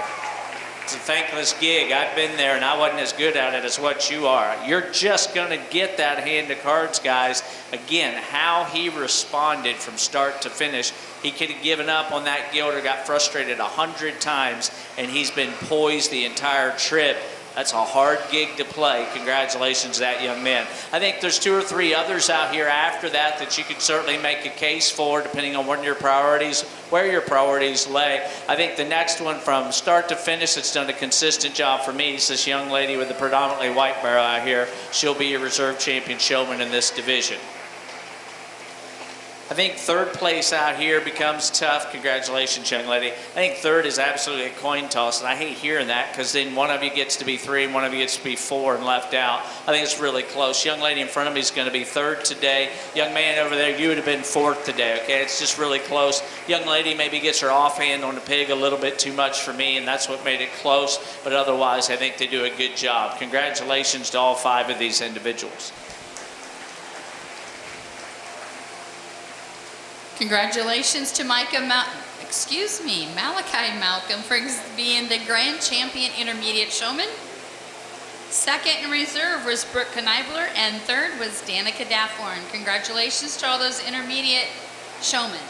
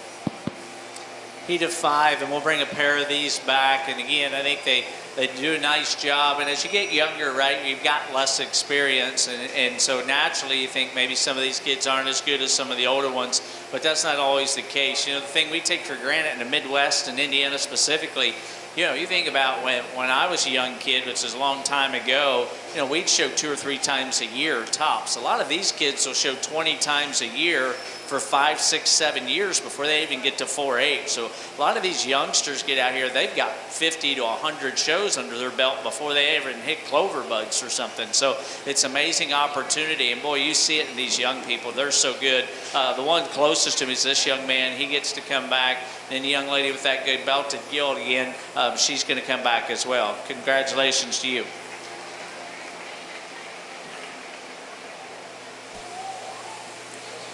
Congratulations, Merrick Malcolm and Reese Knowles, for being selected in that Group 1 to come back out for Champion Junior Showman.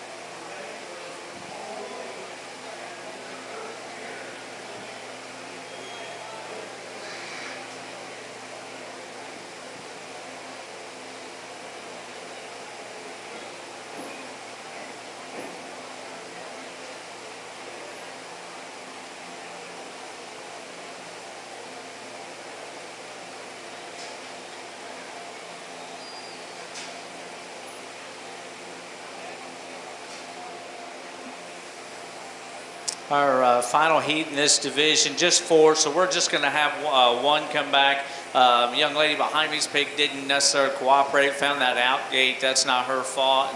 And we just want to get a consistent drive out of the pigs. I think the person that did that the best, even though maybe the approach isn't what I would deem ideal, is the young lady here in the center. So we're going to ask her to come back, and she'll compete with the other 2 for your top 3 in this division.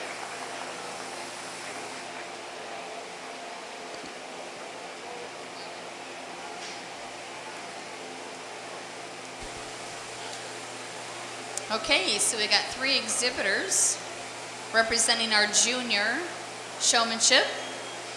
Group 1, we have Reese Knowles, Merrick Malcolm, and out of our Group 2 class, we have Ella Knoll.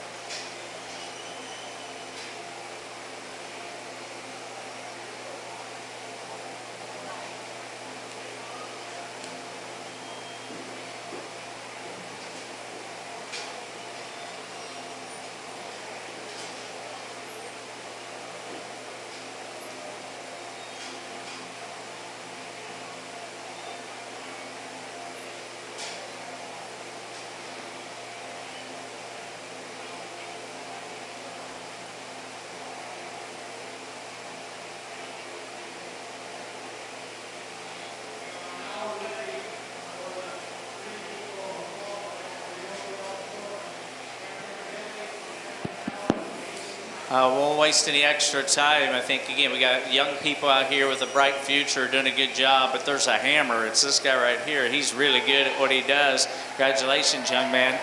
So let us know when you're ready to show a good one. Man, he's good, isn't he? And then I think both young ladies do an excellent job as well. Second place, reserve showman, young lady in the blue shirt over there. You'll be 2 today. Young lady in the plaid will be 3rd place today. Congratulations to you ladies.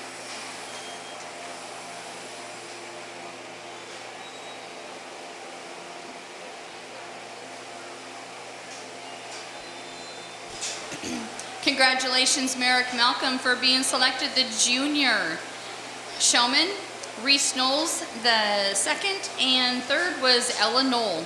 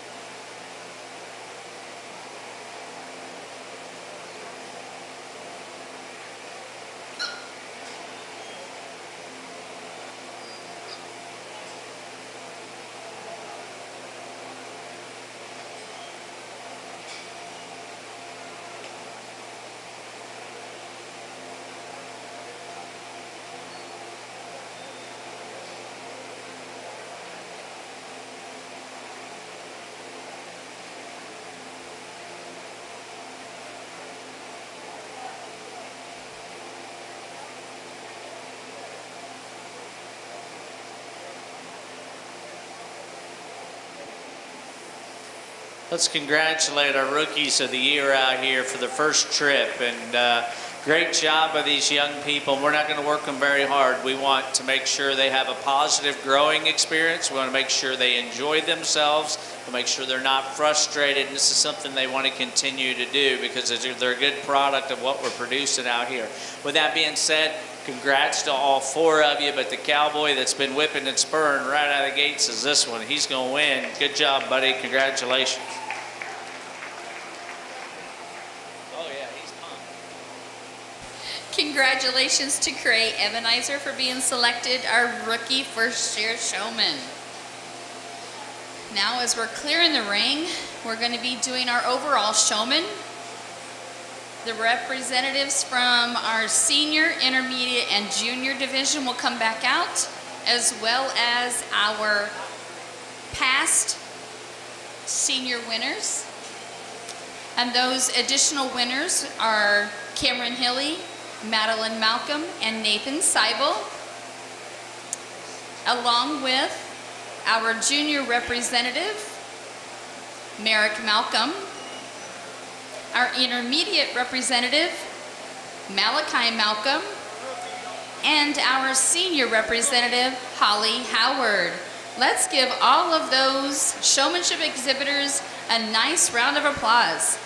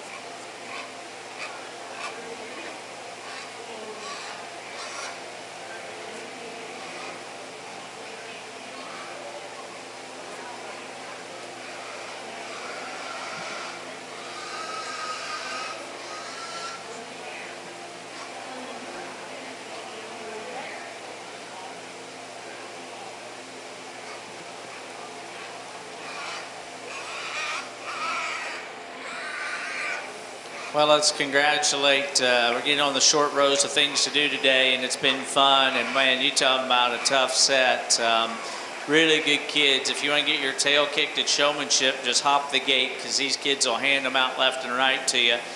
They're really good. I'm not going to stand up here and pretend to tell you I'm the wizard or the know-it-all when it comes to showmanship, and you got to use this kid because of that. What I do know is they're high-quality kids doing a fantastic job with the show pigs, and every one of these folks out here are good enough to drive our good ones, and we'd be very fortunate to have them doing so. With that being said, you got to have personal preferences in kind, and your dancing partner we've alluded to today matters. And when you get into this kind of heat, it really matters, right? And so who's partnered up, who's in the flow of things, who's picking their spots, they're efficient. I don't ever hear they're whipped. They've got them in the right position. I think you can make a case for two of them, to be quite honest with you, but I think the one just flows. It's probably just age and experience. Young lady with this white gilt in front of me, she's a chick.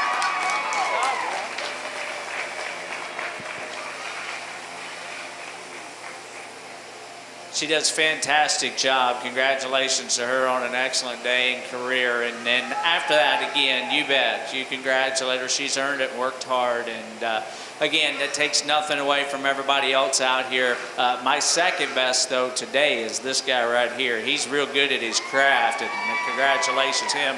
Well done, young man. Bright future ahead of you. I think it's a matter of personal preference. And again, I've commended him all afternoon. Your guilt gets you beat today, but you're one of my favorites, okay? And don't take that personal. You're going to get left out. And that you already understand that. You know what you're battling. This is a different deal. You get out of your age and your heat, and that's one thing. You get out here with this kind of talent, it becomes tougher. I think it's a coin toss after that between where you go. We're going to use this young lady with a calico gilt next. She does a fantastic job.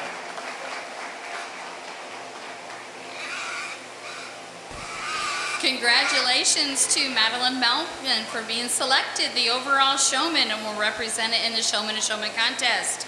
Merrick Malcolm, her brother, was second and Holly Howard third. Congratulations and great job to all of you Swine members.